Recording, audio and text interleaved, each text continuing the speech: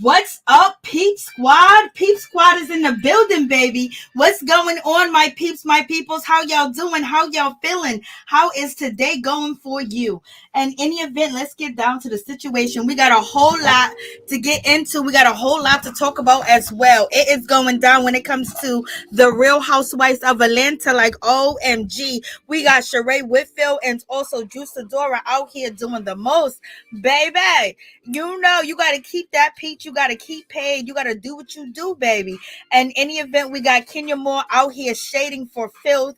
And I'm just like, Lord have mercy. Poor Marlo Hampton.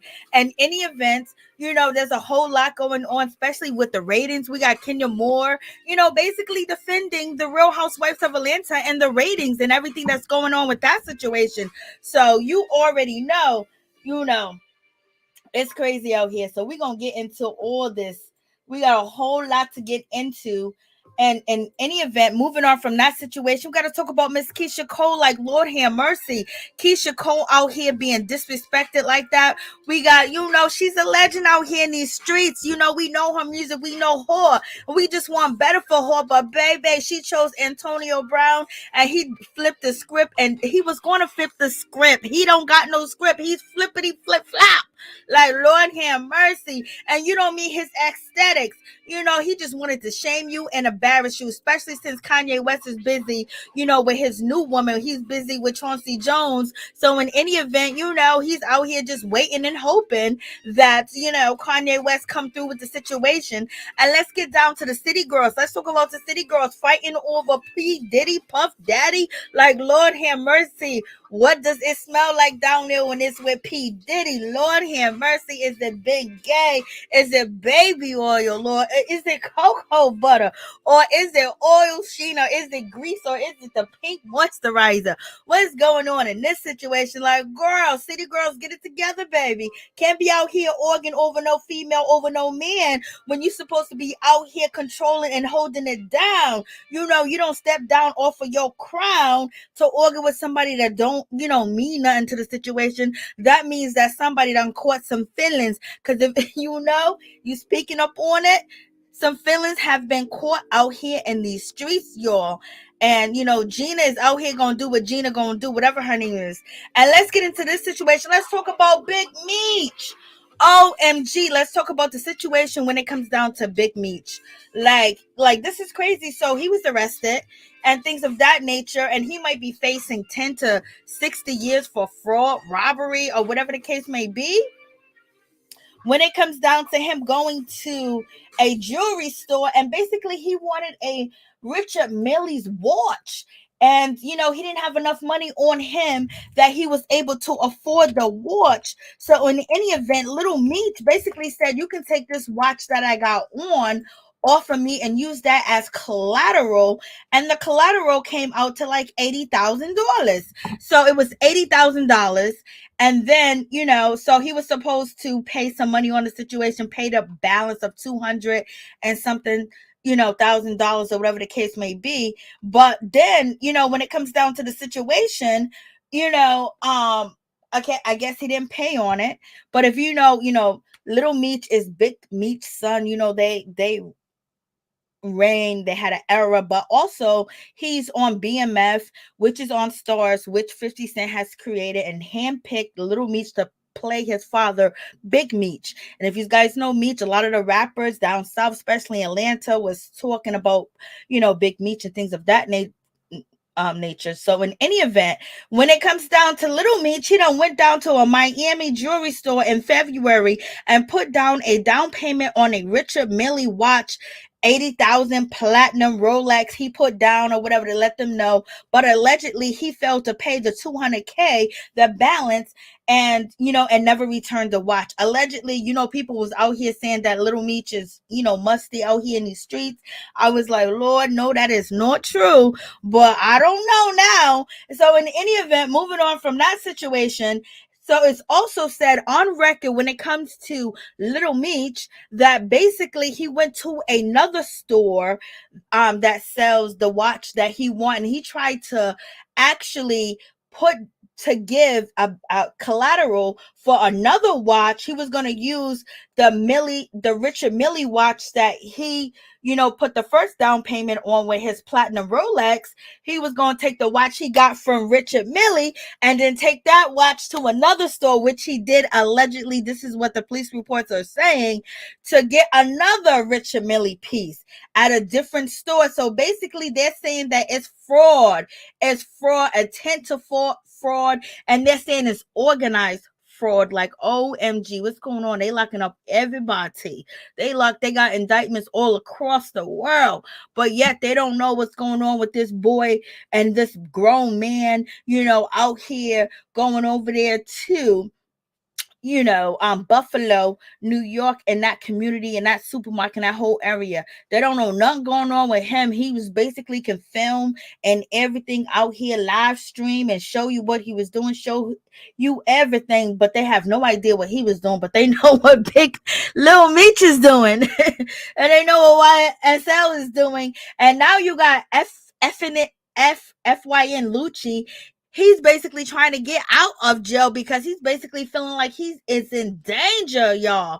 He feels like he's in danger because YSL is up in that jail cell where he is at, and they already attempted to hurt him once, and he's trying to file all type of emergencies to get up out of jail because you already know.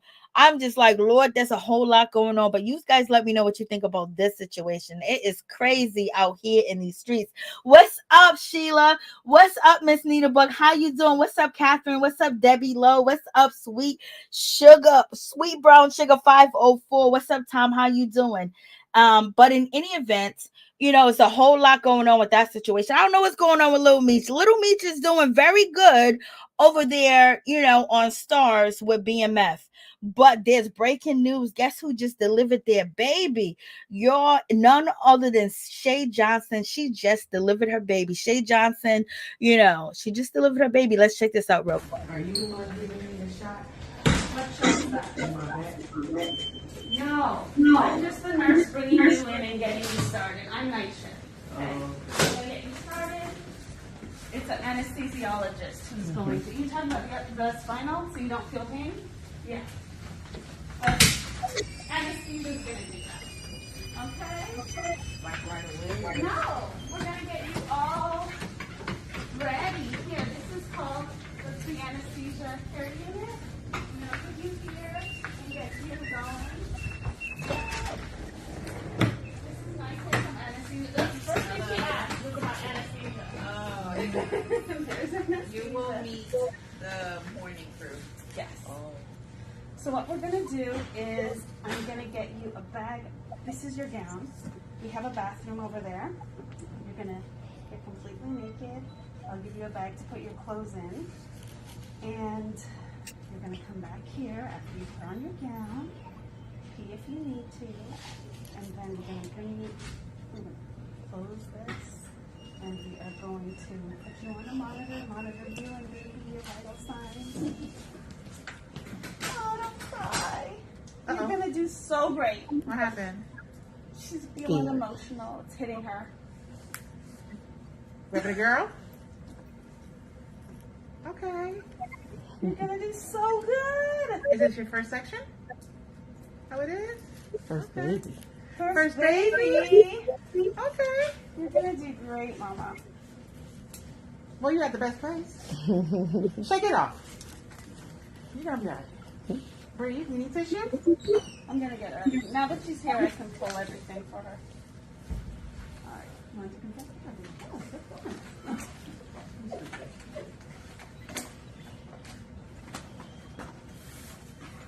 Need a moment to get yourself together, go in the bathroom and change. Go ahead. I have to get everything now that she's You can leave your stuff. Your mom? I'll stay here with You you. can, yeah, you can get comfortable there. It's freezing back here. Good Lord.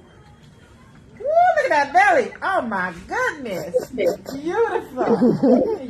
You gotta take everything off because she phrased her first time. First surgery ever in your life? Oh. You go. So you're gonna take everything off. You're gonna come back wearing this and this gown. Opening the back. Okay? Good. And the bathroom is right straight. So take your time. So breathe, you're gonna be all right. Mama's here. She's gonna be with you. So I have no idea, you know, I have no idea, like, where's the baby father at or whatever the case may be. But, you know, she's in the delivery room. She's about to have that C-section and things of that nature. So in any event, you know, the baby came out healthy. She had a beautiful baby. She didn't show the face of the baby yet or even give the name of the baby, but she did put a red heart. So I don't know if that stands for a girl or a boy.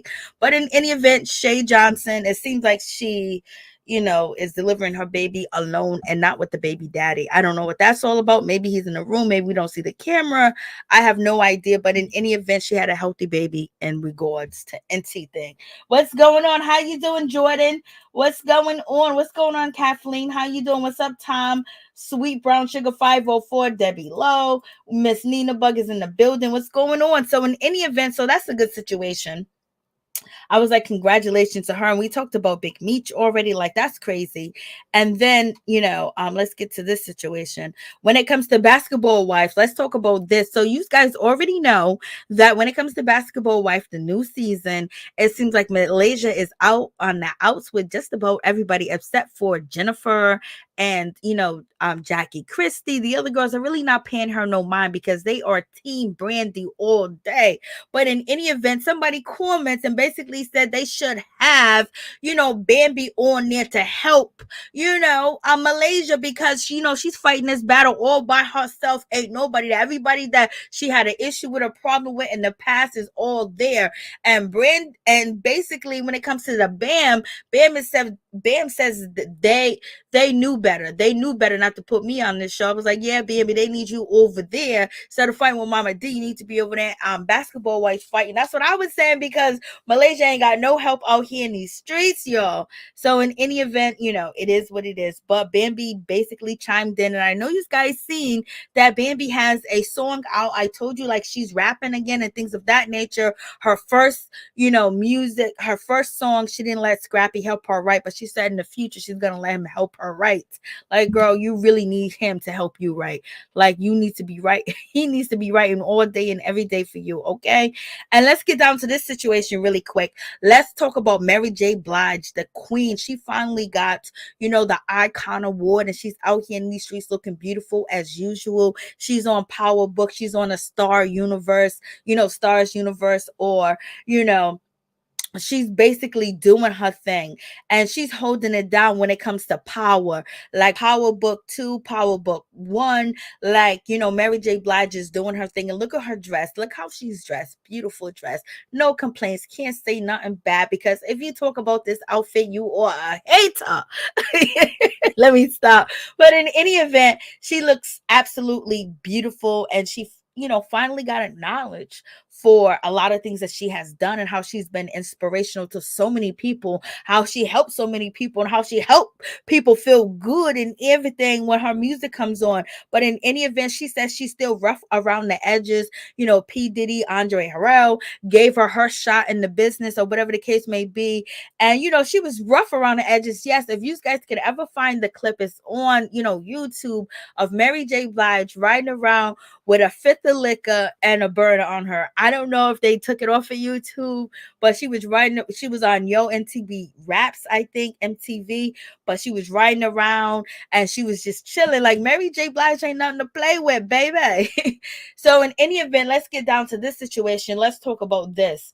When it comes to Karrueche is out here, and allegedly her and Quavo are dating. Her and Quavo are doing the do. Her and Quavo are out in Jamaica. They're out somewhere, you know, basically hiking enjoying themselves, having a good time. They're young, they're beautiful, they're rich, and everything else. But if, Karrueche wanted something different, if she wanted something to last for a long time, she probably wouldn't choose Quavo. You guys think Quavo's changed since he's been with Nicki, since he's been with,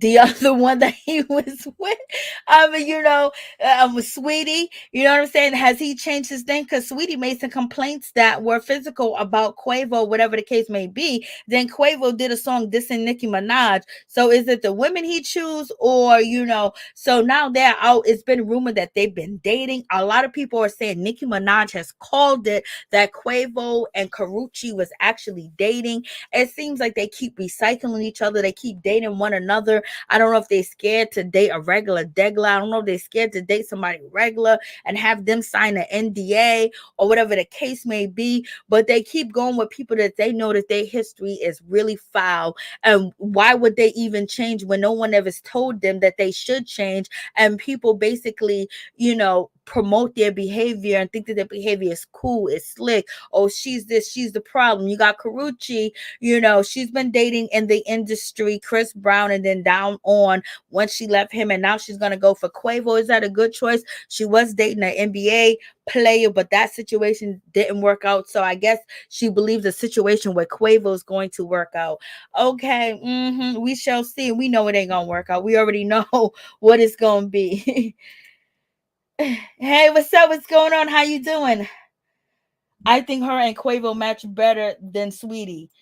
Yeah, like we could say that and things of that nature, but it just seems like if you want really something different, you want a total different relationship, you would probably try to look outside the box and somebody that hasn't been around just like you have been around and don't have these issues. And where does it state that they even got any help, or they felt like they did anything wrong at all, point blank period? Because if a person think that their relationship ended and they didn't do nothing wrong and it's the other person's fault and they're not taking ownership, girl, you already know what type of relationship you're getting in.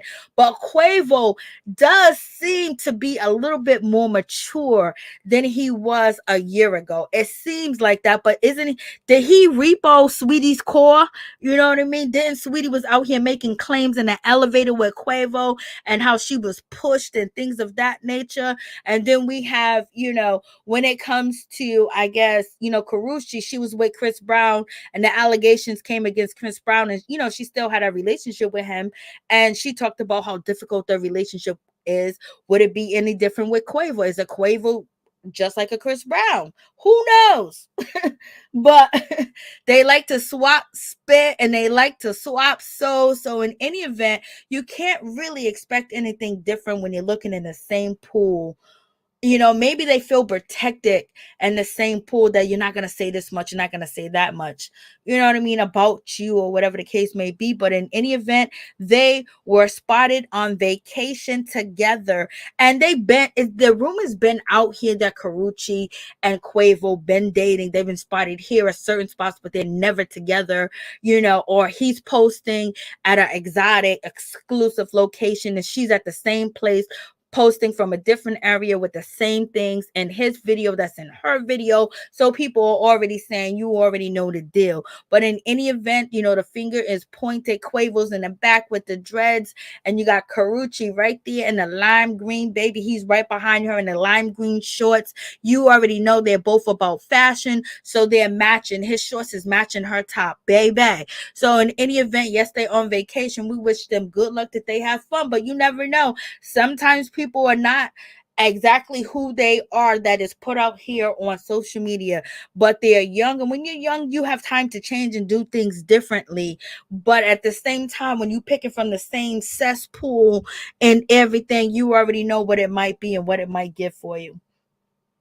Yeah, Quavo's good with gifts. Give heavy. Yes, he does. Not only Miss Pete, not only do he give heavy, his employees be making 100,000 a year. And he also took his mother to go see Mary-J-Blige. And this is Quavo's mother right here with the blonde wig on and the red lipstick and the big sunglasses and the cowboy hat and the silver boots and the, itchy sweater on, baby. She's right next to Mary-J-Blige. And Quavo basically took his mother out and made sure, because he is who he is, You know what I'm saying? His mother, on Mother's Day, she was chilling with Mary-J-Blige. Like, that's a good ass Mother's Day present. For real, for real. That's something that will go down in history that you will never forget that moment. But in any event, he take care of his mama, so you already know that's a good sign. And so you guys let me know what you think about that whole situation. All I can, Miss P is too funny when she said that. Thank you, Kathleen. I appreciate that. So in any event, let's get down to the situation. Let's talk about Keisha Cole and AB. If you guys were here before, a few days ago, maybe 3 days ago, maybe 4 days ago, I was on live. I think it was 3 days ago, and I was telling you that Keisha Cole is out here talking about she missed this dude, she missed this man, and I was like, it's gonna go bad. Like, this is the worst guy you can ever pick. I was saying, like, this guy is horrendous, especially when it comes to the girls that he used to date, the police reports that they have made, the allegations they have said about him, his behavior on the court, losing out on money, walking away from contracts, basically acting like he didn't know how the contract was, but it was the correct contract. And he basically said they were against him because they was just against him. Then he's out here talking about there ain't no racism. Like, this guy is wild. And, he don't have Kanye West around, so he don't know what to do. So he, end up playing around with Miss Keisha Cole out here in these streets, and that was like really a bad situation. Like, Keisha, like, damn, I can't believe it went down like that. Like, look at this guy. Everything he does is goofy. When it goes to going to basketball games and having his parties, he acts weird. He's been having on them boots with no socks, the Kanye West boots. He's been all up in Kanye West's face 24/7, 7 days a week. When Kanye West was out here wilding out of control, it could have been AB. AB was out here wilding with Floyd Mayweather. He was out here doing the most. And then I can't believe, I seen this tattoo, like, before I even talked about this situation. I seen this tattoo. I was like, that is not Keisha Cole. Keisha Cole did not get AB Antonio Brown on her back. Like, no, she didn't. Like, no, like, I wouldn't even play around with that, because she has a reputation. You know what I mean? She's been through a lot. She's been dating. She done had a baby by this young dude. I was like, I wouldn't even give him the satisfaction. I wouldn't give nobody the satisfaction to even put his name and then basically have him recorded. Like, he ain't gonna use that against her. Like, she ain't a star. Like, she ain't a legend out here in these streets. And then he turns around and posts it on Instagram and basically diss her and basically talking about he hit it. He don't want nothing to do with it. He done already had it. Basically being so disrespectful. And she's still out here grinning and smiling and cheesing and talking with, what's his name, the hairdresser, on live, and talking about, oh, he's this, he told me about this. Like, all the shit that she said that he done told her and he performed in front of her sounds like a high school dude. Like, damn, like, girl, you don't know about this dude. Is easy to find out about. You don't even gotta pay for it. You don't even gotta have a service. All you gotta do is type his name into Google, baby.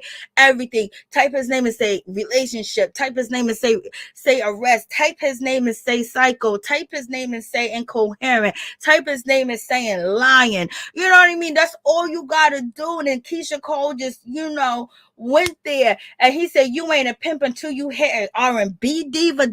Definitely disrespectful all the way together, for real, for real. And he's just out here just, and she's apologizing to him, like, why he post that video? Why even do that? Did he put his name on you? Did he feel like you were so special? You wanted to prove to him and show to him that you really love him. You feeling this? He probably told her that, oh, baby, listen, everybody use me and abuse me. They only want to be with me because I'm the greatest football player that ever lived on the, world. And Keisha was like, I'm not like that, but I love you. He probably said, I ain't never been loved before. Ain't nobody ever loved me. All that crazy. Like, you gotta walk away when somebody starts talking to you like that, because all they trying to do is to get you to basically do everything and bend over backwards to prove to them that you're not like the people in their life or in their past. You can give them differently. And girl, she fell for the bait. She fell for the whole bait. So she fell for the whole bait when it came to this situation, you know. And so, she was feeling a certain type of way. So she basically posted to, Instagram that she was missing him. And he basically was not feeling that because he didn't want his business out there like that. Then why you post her booty? So I guess he was like, you know what? Let me smash her off my list. Let me disintegrate her. And that's how he felt. And Keisha Cole was with open arms to say, hey, take me, do whatever you want to do. Like, damn, Keisha, you can't wear your heart on your sleeve. You got to teach your kids to watch out for people like AB. If you can't see them coming, how are you going to teach your children to see them coming? Like, you got to get in counseling. You got to get some help. She's always talking about, I miss him a lot. I miss him a lot. He ain't even saying nothing. You know why? Because he got a bunch of women dancing around his place, barking, meowing, doing whatever he says to do because he's a crazy looking dude. Everything he does is just ridiculous. Like the way that he walked off the field, ripped off his clothes and walked off and said, I'm done, I'm finished. And then turned around and lied on Tom Brady, lied on the contract, saying he was injured, saying he was this, all types of stuff. This man is a free agent. He's in between careers. He don't know what he gonna do. Whatever you desire, he know what you want. He know what you need, but he know from the rip that he can't give you what you want. You're hitting, but you're not trying to be controlling and tell him what you kind of want. And he probably said, I could definitely be that guy. I don't even think he said that, y'all. But in any event, she's out here posting, and then somebody tags his baby mama in the situation, and it was like, yo, are you still dating Antonio Brown? And she was like, nah, we ain't even together. And then it was like, yo, you need to go put hands on Keisha Cole. And she was like, need to put hands on Keisha Cole. She need to go put hands on Antonio Brown for how he disrespected her. I was like, Lord, poor Keisha. Like, why is she going through this again? It's like every time you turn around, there's something going on in the situation. It's just like, yo, she wears her heart on her sleeves and just get disrespected really quick. And he's basically calling out his baby mama, talking about, I don't know why you on this. You shouldn't be posting. So, he's mad at Keisha. Keisha realized, after he done said what he said about her, basically saying he don't want no Keisha Cole. He don't want her and everything, just totally disrespect her. Like, he don't want anything to do with her, point blank, period. I was just like, he said, we, who was we? So Keisha Cole, did you drop down and do a 3 with him, just to keep him? Did you just did you just lay your whole soul out for this man, and he turned around and disrespect you like this? Now Keisha's saying that she got a 12-year-old son, and he can see this disrespect, and she don't even know why he's disrespecting her like that, and she don't want her son to see it. But she's also saying nothing is worth that level of disrespect, especially when you don't deserve it. So she's like, I don't even deserve it. So she was thinking everything that this man was saying to her was gold. She said she don't deserve it because she didn't do nothing wrong to him, and she said she had so much love, respect, and admiration for him, and he didn't have the same. Of course he didn't. You was too busy trying to show him that you can be this person when he didn't do nothing to show you that he can be that person, because you are of value. You are of worth. You know what I mean? And plus,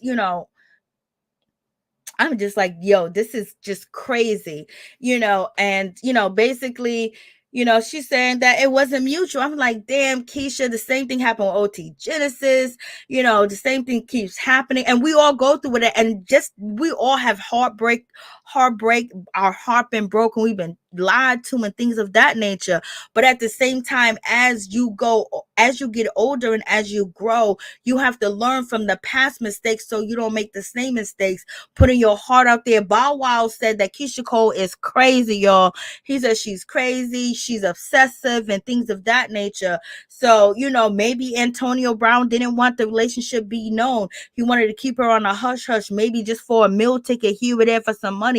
I hope Keisha Cole didn't give this man no money. You know what I mean? Because he's a type to take money from a sister and be like, oh, she deserves to pay me because I'm a brother.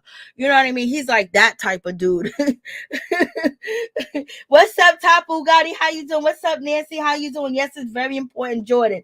But she is the same person brought OT Genesis on stage after, he went in on her mother. She deserves this L. She got this L, baby. This L is laying all up on her face, baby. This is how embarrassing it is. She's on Instagram singing a love song to this man. This man don't want But nothing it's to do with cause her. we done act in such a crazy way. Whatever it is that you do and you do, what you do to me. Hey, it's a feeling that I don't understand. Hey, I gotta listen to that song now.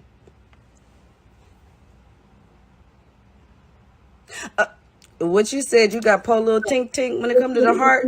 She said, I don't got a heart, so when you don't got a heart, it be like ding ding ding ding ding. That little TikTok is hella funny. Why worry about what people say or do? They don't got anything better to do. Okay. Because these are my fans. They've grown with me, man. I'm talking about these guys here. You see them? They're here. You know what I mean?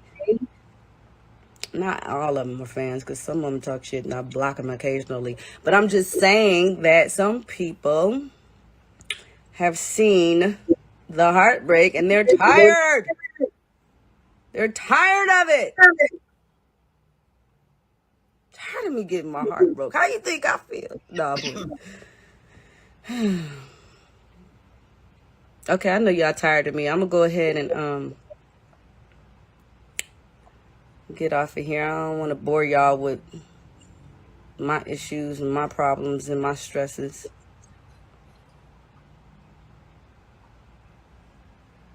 You changed.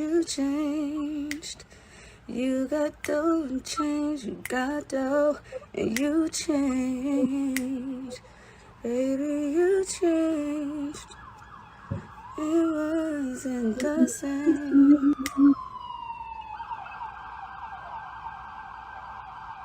Okay, don't listen to what people say. They don't know about you and me. Put it out your mind, cause it's jealousy. They don't know about this here. Okay. Okay, I love y'all, but anyway, bye.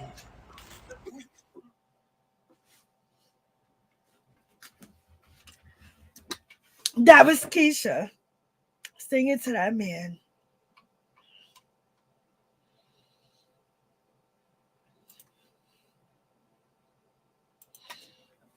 That definitely was Keisha singing to that man. Lord have mercy.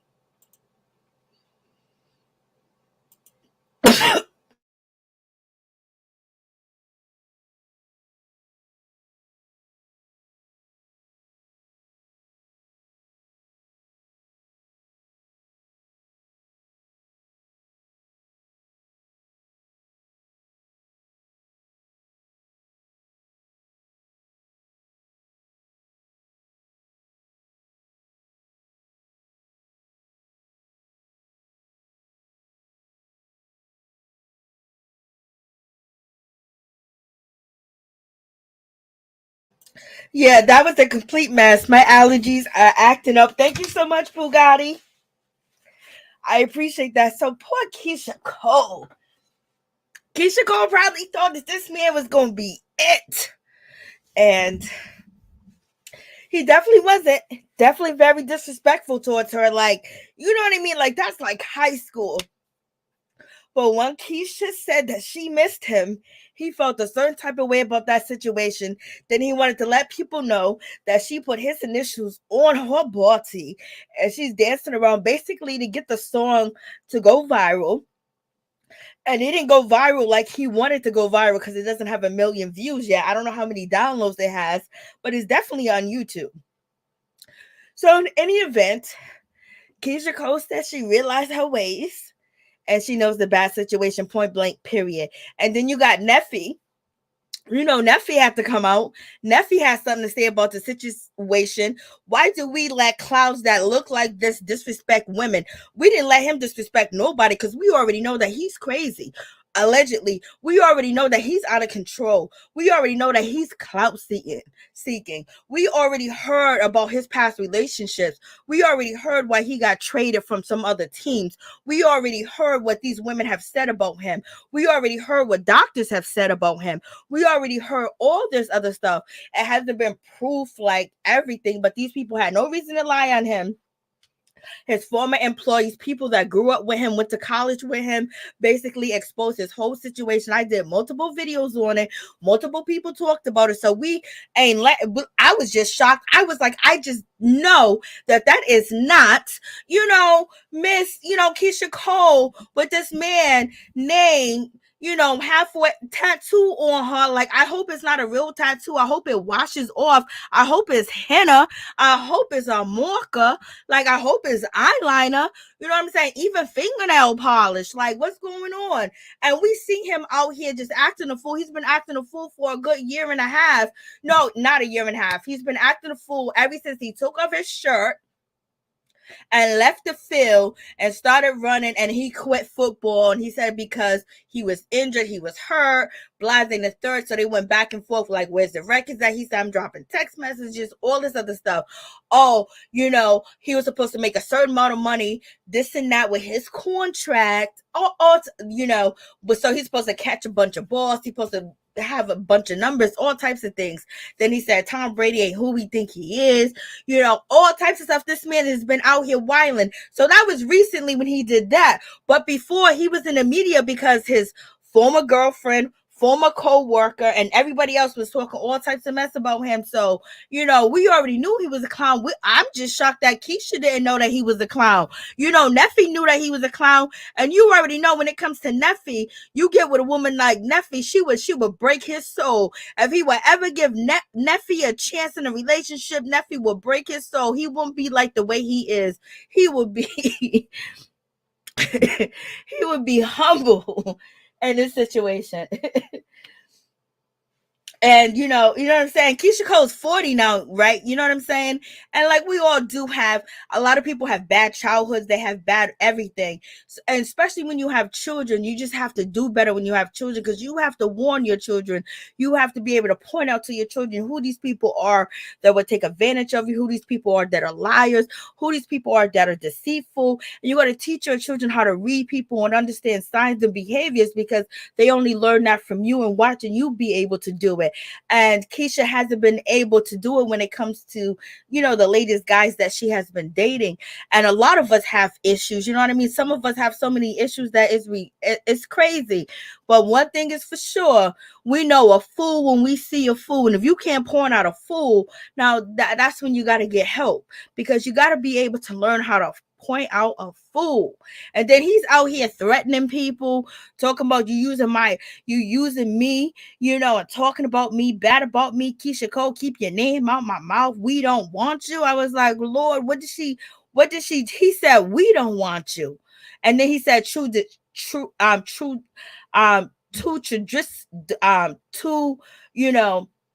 basically she's too into what she is. That's why you see him with a lot of young girls. He says she's too traditional. Like she's too old school. She's too old fashioned, because she's looking for a husband. She's looking for, somebody to respect her. She's looking for somebody that can be a role model to her kids as well. Especially when you of the age that you of, you know what I mean? You talk about all this other good stuff. You ain't it. So he had to let her know quick and hurry and fast that he ain't the guy that, she want him to be. So sometimes God protect us. Her mother recently just passed, R.I.P., rest in power.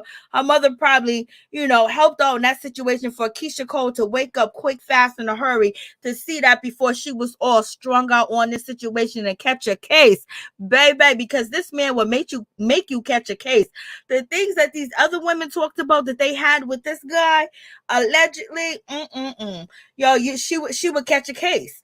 You know what I mean? So sometimes they say God protect babies, he protect women, or he protect babies and fools. So in any event, she was protected, because he came out here and totally disrespected her after that tattoo, put her on blast like she's just some around the way type of chick, if you see the chicks that he's surrounded around, you would already know that this is not the situation to be a part of, and how he's just so suckered up to being, you know, somebody else outside of football, but he wants to be a top celebrity. He wants to be a top this. He do these crazy interviews, act crazy, look crazy, allegedly. You know what I mean? Like, this guy is a doofus. But in any event, Keisha Cole, she said she woke up, y'all. She said she woke up. Hopefully she did. Hopefully she woke up. You know, and you know, he can sweet talk. I hope he's not able to sweet talk her again. But Neffy, you know, we don't help him disrespect her. You know what I mean? She just ran to that dude like crazy. Kanye West is MIA, so he's acting a fool. He don't know what to do. He took some time with Keisha Cole, but recently he showed you the type of aesthetics that he wants. And Keisha Cole don't fit that, especially because she got a brain and she got a mind, and she still do know what she want, but at the same time, you know, thinking allegedly this dude can give it to you is just, you know, unimagically shocking. I already like, yes. There's so much going on in that situation. So let's get to the hot girls. So the hot girls are out here, and you know, when it comes to Young Miami, she's out here beefing, you know, with one of P. Diddy's longtime girlfriends, longtime jump off, longtime side chick, longtime everything, and she ain't leaving. So we got Young Miami. She's posting tweets and everything. I was like, girl, you got to be on board. You know, it must be feelings in this situation for you to be, you know, talking about it. Got to be something going on. Like, Lord have mercy. Like, what is going on? City girls are out here wilding. You know, Young Miami's out here just letting you know how it be up out here in these streets. She's like, notice me, please. A, B, go sit down. We see you, relax. It's okay. You've been around, just around for years. You've been waiting on this moment. If he can't make you famous, B, I can't. So she already knows. So she's saying that you've been around, you've been waiting for your turn, and your turn hasn't came. My turn is here. My turn is now. But why you gotta speak to her? It's like P. Diddy won't be speaking to nobody that you messing with, girl. And can you date somebody else while you snatching the bag from P. Diddy? Or do you have to only dedicate your peaches to just him? Can anybody else taste your peaches? What type of relationship do you got going on? You okay with him being out here like this? Which, if he ain't yours, why even get upset? Why even be like, you know what? I know you want clout, so I ain't gonna give it to you, but giving it to us seems like you got some feelings out here. She's talking about, Young Miami's talking about, I ain't arguing with no B that got cheap A lint ball carpets in they house, effing on a billionaire, you freaky AB. Like, okay, so how do you know she got cheap carpet up in her house? How do you know she got lint ball carpet on in her house? Is he telling you that? Or did you see it online?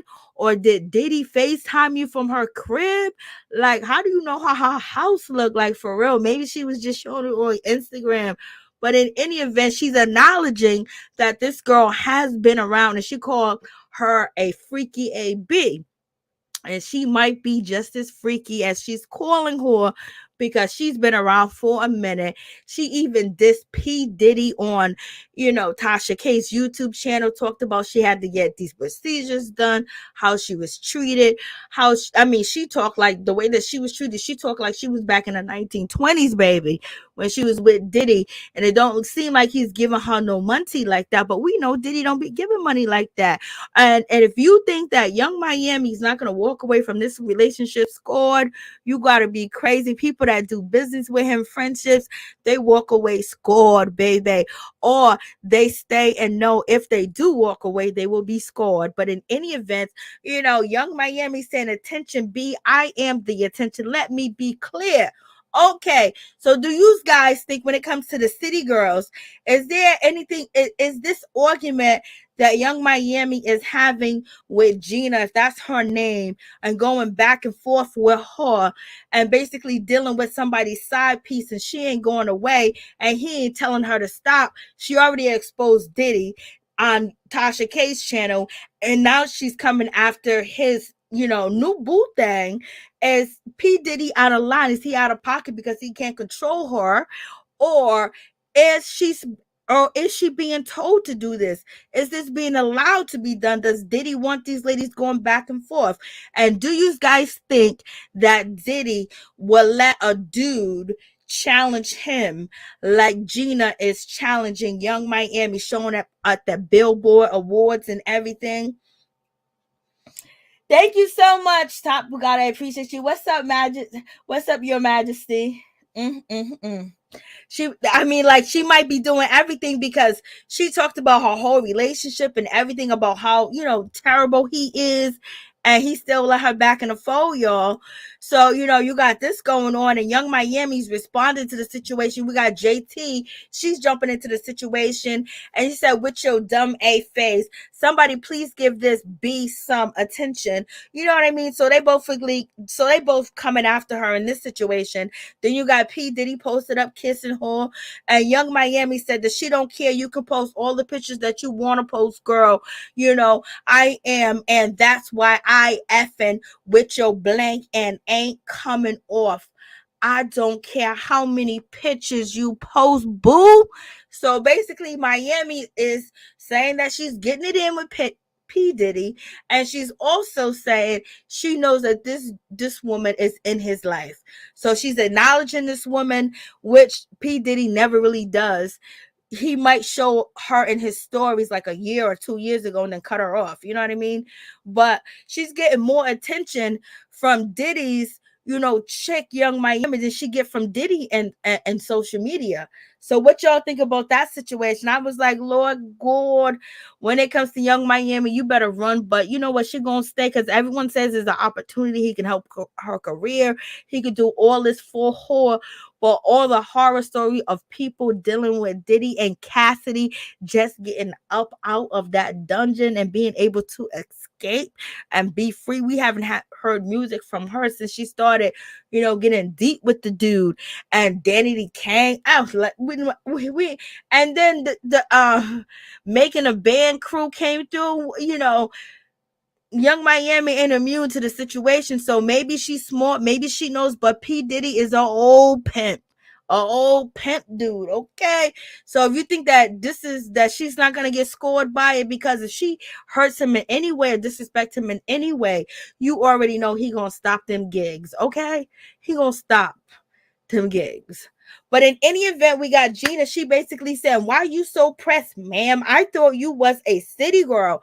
And any event, we got Gina dancing to the City Girls music. Yes, she likes the City Girls. She didn't know that the City Girls are going to be sleeping with her man. And basically, Gina's out here saying, if anybody's seeking attention, B is you.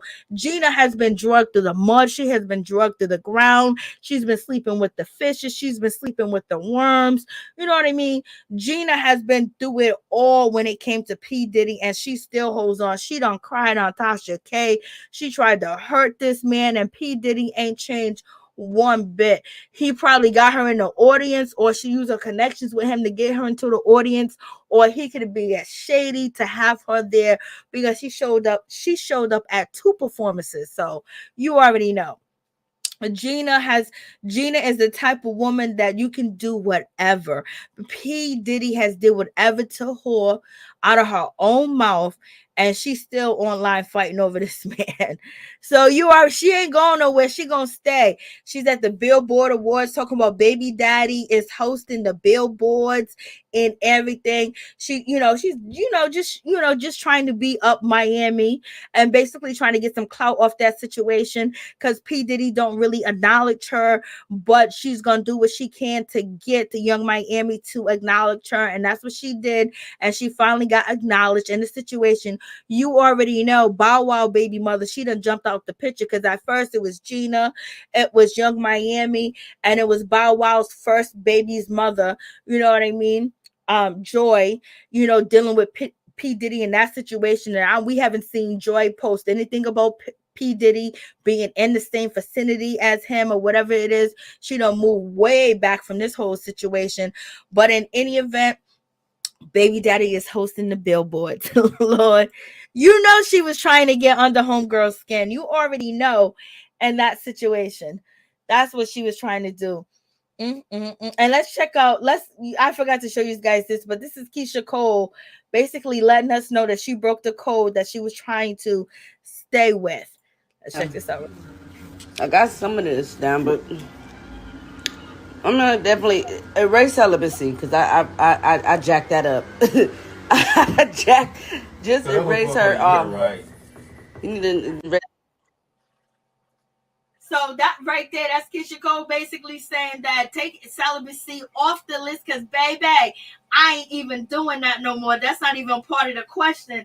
Like, she is with homeboy, and it's just like one of them situations where it's just crazy because I can't believe Keisha Cole even had to deal with that situation. But what do you expect? What's up, Monique Hill? What's up? What's going on? How y'all doing?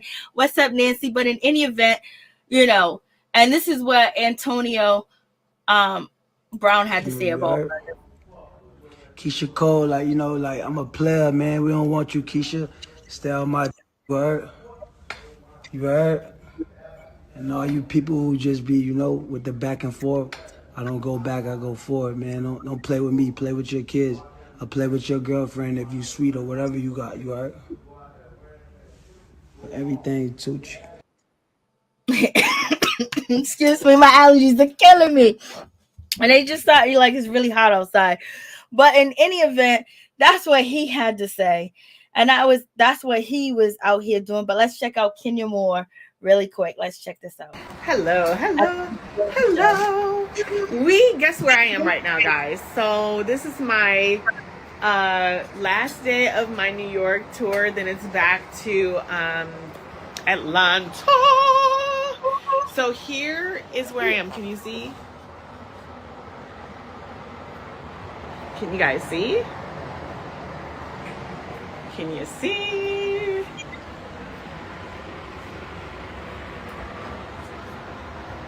Do you guys miss Wendy? I miss Wendy. We actually made a really good team. I feel bad that she's not here. And guess who I'm going to be on the show with today, guys? Do you guys even know? Oh, hi. Thank you. It's a blueberry muffin. Is that okay? No, I don't want more than a blueberry muffin. No, I'm just kidding. Do you have any fresh fruit? Let me go get some. Okay, thank you. So here's my breakfast. I haven't eaten all day, but okay. So do you guys want to know what I am wearing today? I'm actually pretty excited. Let's see. Someone sent me a little bag. Got a little bag. Ooh. Do you guys know what this is? You guys know what that is? You know what it is? I think the light is coming the wrong way.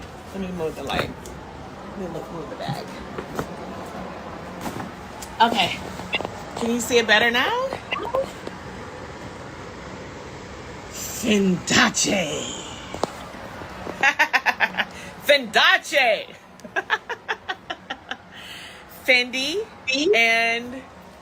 Fendi and Versace equals Fendace. Is Fendace. So yes, so let's see. Do you guys want to see it now or you want to see it on the Wendy show?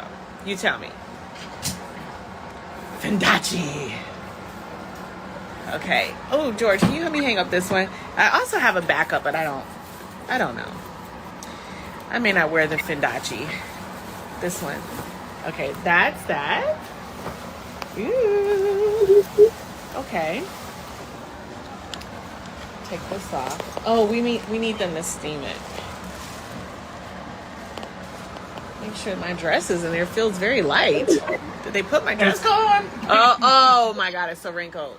We need so we need to get that. So that's that. Don't show it to them yet. That. And then what else is in this bag? Let's see what you guys are saying. Wait. Good morning from Detroit. Hey, Lauren. How are you? One of my best friends is on the feed. Hey, from Michigan. All of my Michigan people. Oh, do you guys want to see me open this? I'll give you a little sneak preview. Fendace. Isn't this bad? Box so nice. Such a pretty box. And it's got like shiny labels. Some of the steam as well. This steam? Yeah. Look at that. And then you have the unboxing. So let me do it like they do it on Instagram. So you open this. That's a nice shoe bag. That's nice. Vendachi. You guys want to know the shoes? Okay, I'll show them to you.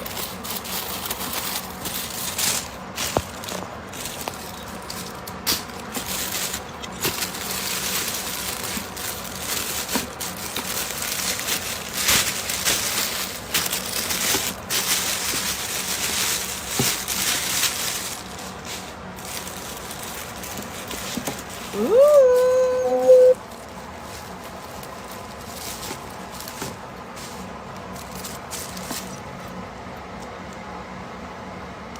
Look at that. Isn't that pretty?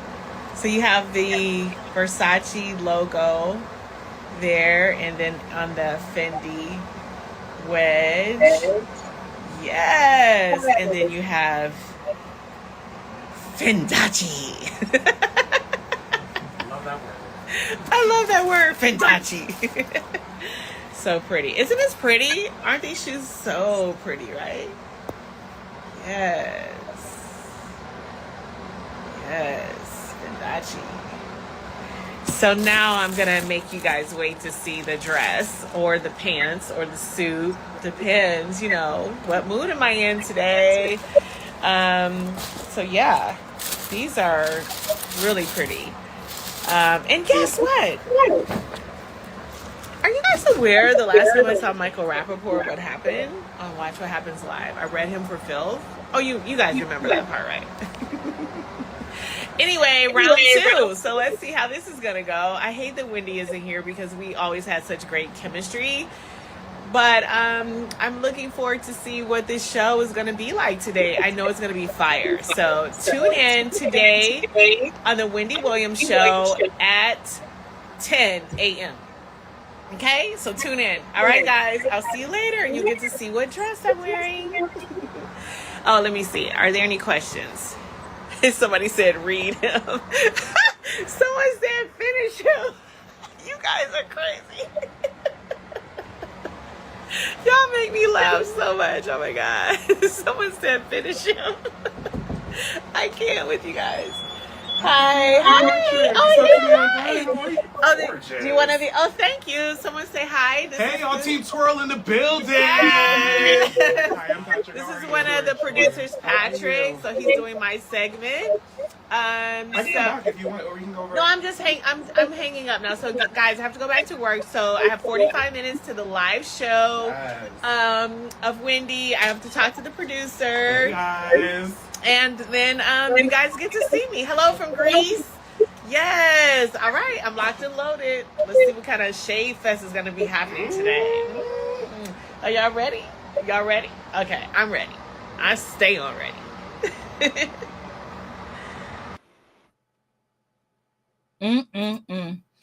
You already know she was there and she was reading. Let's check out what the shade that she threw real quick.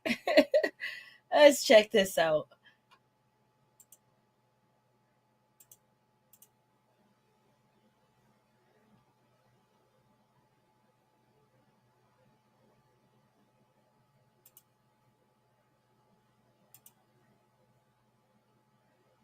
Jealous. I think that's really silly. Like, I'm an icon, she's an ex-con. Why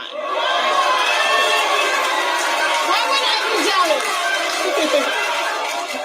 No.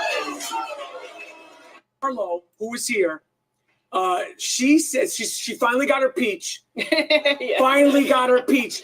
She says that you, the Kenya Moore, are jealous about her getting the peach. Jealous. I think that's really silly. Like, I'm an icon, she's an ex-con. Why would I be jealous? No. Carlo, who is here. And her outfit, let me see if I can show you guys the outfit really quick. Her outfit was to die for.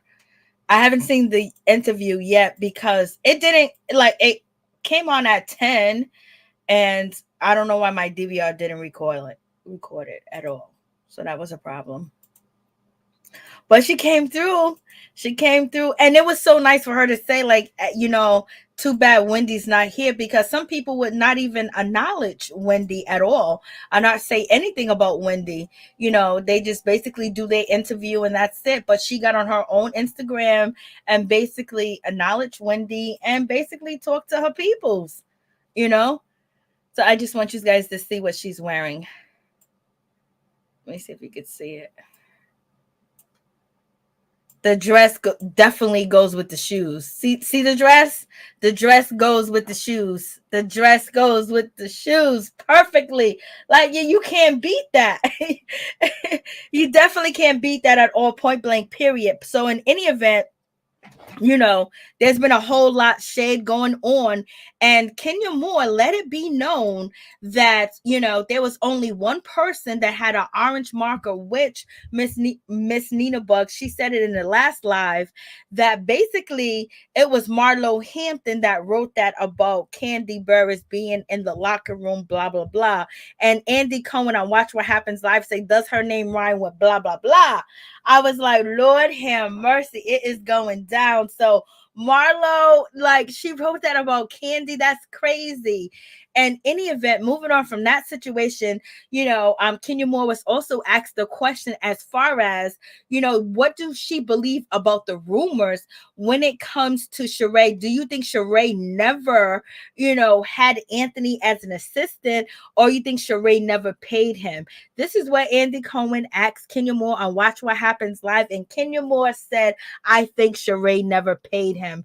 Lord, I was fell back in my chair. She's been speaking highly of Sheree, but she believes that Anthony never got paid. So there must be some proof behind the situation as far as Sheree not paying Anthony.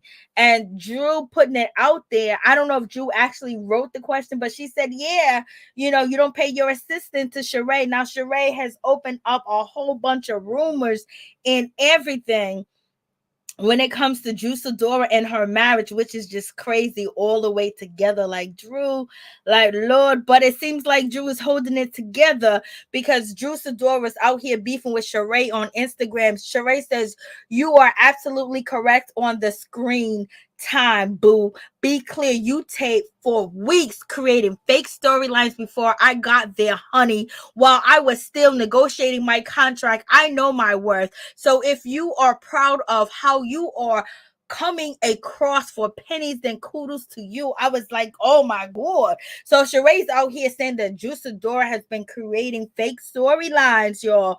And any event, Drew first post this, and then Sheree responded, girl, by definitely been rated #1 3 weeks straight, and not to mention my screen time has been more than yours. So Drew posted this first, and then Sheree, followed back. She doubled back with the situation. So they've been going back and forth, and this is from the Peach Report Daily. And then you have, Sheree basically saying, just like you can't keep your marriage straight, coming at Ralph, basically talking about his sexuality. She's like, RHOA, respect the OG. She by Sheree. And basically, Drew Sidora comes into the picture talking about, if you cannot distinguish spring, summer, and September, you probably can't keep your payroll straight. Joggers, RHOA. So basically, Drew's coming to her talking about, you don't know spring, summer, September, baby. So you ain't paying your employees because you don't even know what month it is, what season it is. I was like, Lord have mercy.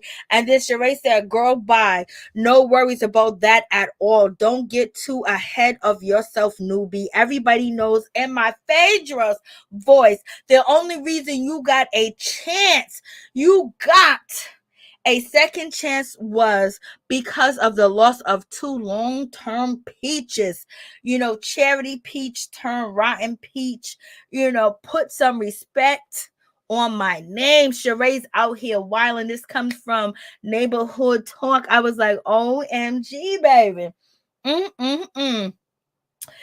She said, put some respect on my name. Only reason why you got another piece. So you're going to try to tell me, Sheree, that she was supposed to be fired from the show. And since, when it comes down to, Cynthia Bailey being asked to leave or basically drop down to a friend of the show and Portia running off to the stars to be with Simon Guobadia, that they in turn gave Drew a piece. So you saying that her first season wasn't worth it, girl? Is this what you saying, that she got a charity piece?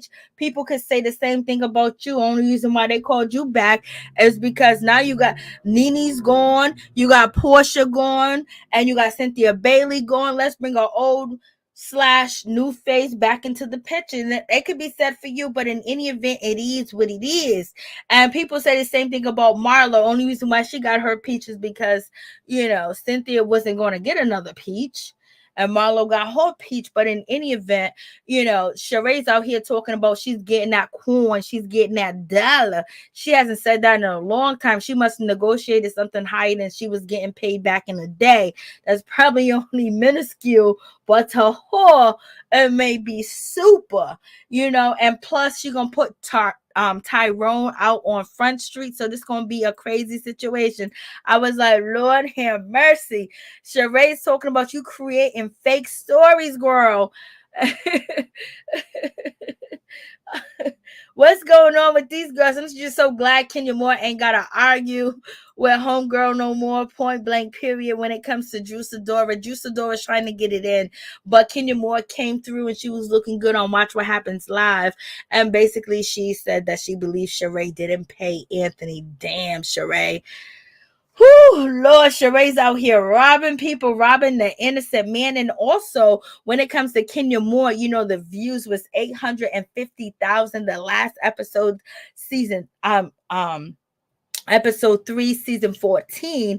And so in any event, homeboy was out here posting on Twitter talking about, I am still so shocked at these ratings. Bravo must be kicking themselves that their highest rated show has fallen so hard. Baby, he was out here talking shit. Joshua was out here talking mess. And Kenya Moore, she responded. She said, we are up against the BMAs and the NBA finals. Next week will be even better. Kenya Moore is a team player, point blank, period. It's a great season. She's been saying that in her promo, but she hasn't been doing a lot of promo for the new season. It seems like they gave that reign to Candy to do. But in any event, she's still sticking up for the show. You know what I mean? Season 14 is in the building, and they have not touched 1 million, but 933, thousand views is a lot. For season 1, that's a lot. You know what I'm saying? Like if I had 933,000 views on a video, I would be kissing the sky. And then they got 736,000, then 850,000 the last episode, which was on the May 15, 2022, season 14, episode 3. So they're doing what it do, baby. But in any event, you can't really see this. Let me see if I can make it bigger. But in the previous seasons, when it comes to season 12, they was in the millions. They haven't hit the millions yet. And, it's episode 3. So, people are questioning whether, people are even tuning in to the situation. Like, what's happening? They lost, people are saying that they're losing a lot. It should be a lot better. But it seems like their new hit show is New Jersey Housewives. So in any event, as you guys can see on the screen, this is season 12.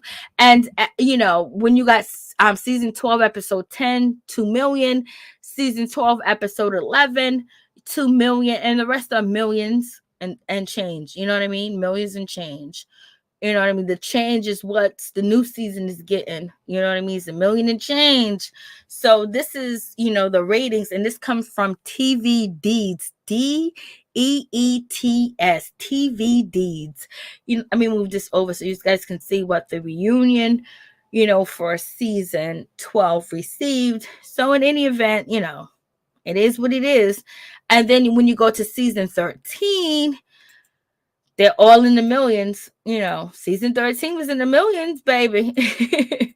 Season 13 was definitely in the millions. Let me see. I want it to scroll real quick. There we go. So you have the highest for season 13. It didn't reach 2 million. They had 2 episodes that reached 2 million and change for,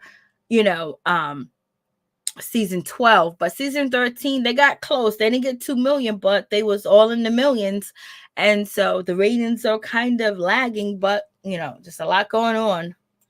It's a lot going on out here in these streets. So what do you guys think about that situation? A whole lot happening. But in any event, that's pretty much it. So if you guys want to call in, let me put the number on the screen if you want to talk about any of the topics. And we got to talk about Jamal Bryant. Jamal Bryant's out here apologizing. But let's get into the situation with Bow Wow being It's amazing. I can't name you one artist, and I'm going to continue to be humble. It's amazing. I can't name you one artist, and I'm going to continue to be humble. I'm going to continue to work my ass off. The word relevant don't bother me because I don't know how niggas even put that word with me, because relevancy to me means what are you doing for me right now? What are you doing right now? And I guess if you ask me that question, I'd tell you, I don't know. I'm just winning motherfucking Billboard Awards. That's what I'm doing in 2022. And we're going to continue to do that shit. I love y'all. Thank y'all so much. I appreciate it. And anytime y'all need me, know I'm there for y'all. And this is only the beginning. This award is bigger than me.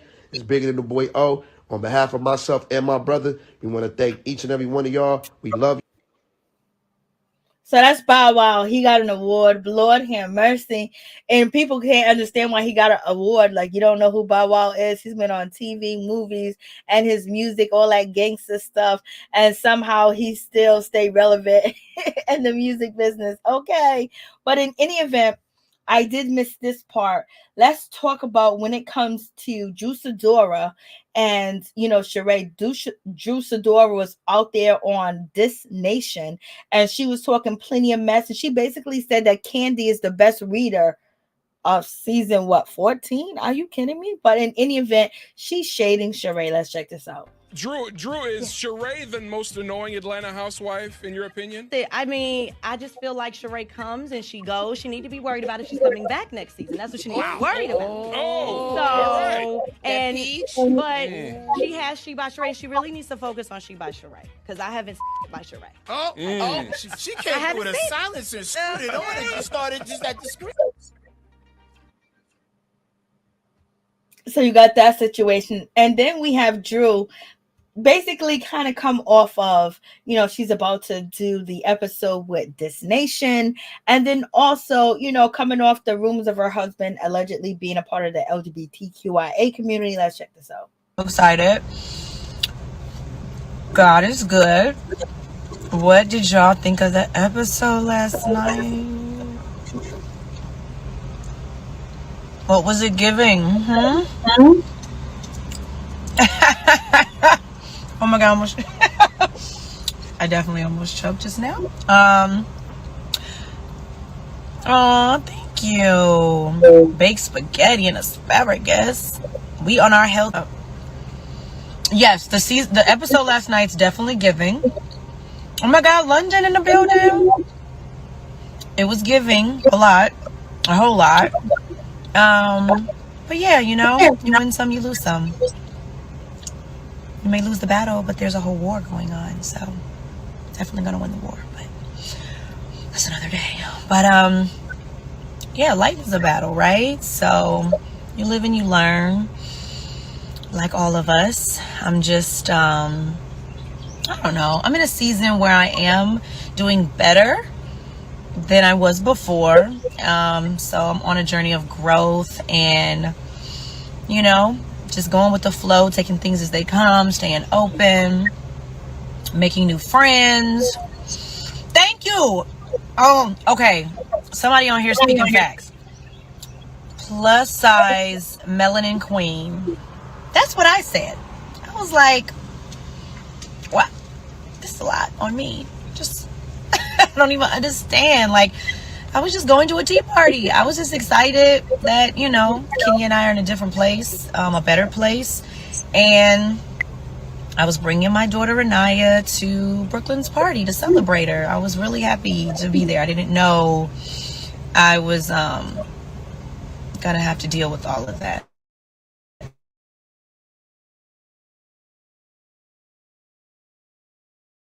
You know, when you start coming for families and it just feels below the belt. It feels icky, and I didn't like it. I didn't like seeing it play back because it just brought up things that I didn't feel was fair. But here we are, you know. Here we are. A lot of messiness, and I'm just gonna pray my way through. We're just gonna get through. Thank you, the real Kim Lene. But you know, I'm excited. I've been in the studio. I have music. So like literally everything I'm going through, I'm using my music as therapy. So that's how I'm able to wake up and stay good for my kids, stay good for me. Being the person that God created me to be, not always perfect, but you know, being a better person, being a better woman, a better mother, a better sister, a better friend, better wife, you know, because I'm not perfect. So yeah, but all of it in my music. So I'm just like moving on to the next thing. But God told me to do music, and things have just been coming, and I'm like, I need to get all this out, you know. That's the healthy way. We're not gonna fight. I'm not gonna let anybody take me out of my character. So that's what I'm working on. Pray for me in that department. But I feel like putting it in my music is a healthy outlet. So that's the energy. That is the energy. So are y'all ready for that energy? What did you say? Oh my God. I don't know who wrote the tea about candy. I don't know where that came from. If y'all hear about it, let me know. Will you guys hear me singing this season? Keep watching. I hit a couple notes. I do hit a couple notes. And honestly, I can't wait for y'all to hear and then tell me what y'all think. Okay? So, DW Best in the building. And so yeah, I'm just the same that I always been, just honest, maybe too honest, vulnerable, you know, saying what's on my mind. Are you gonna work with Candy? You know what I'm saying? We'll see what happens. She's the queen of that, so we will see, honey. I love Marlo. Oh, Candace is my girl. So you have that situation. So, you know, Drew's basically speaking on her husband being called out there that, you know, he's a part of the LGBTQIA community.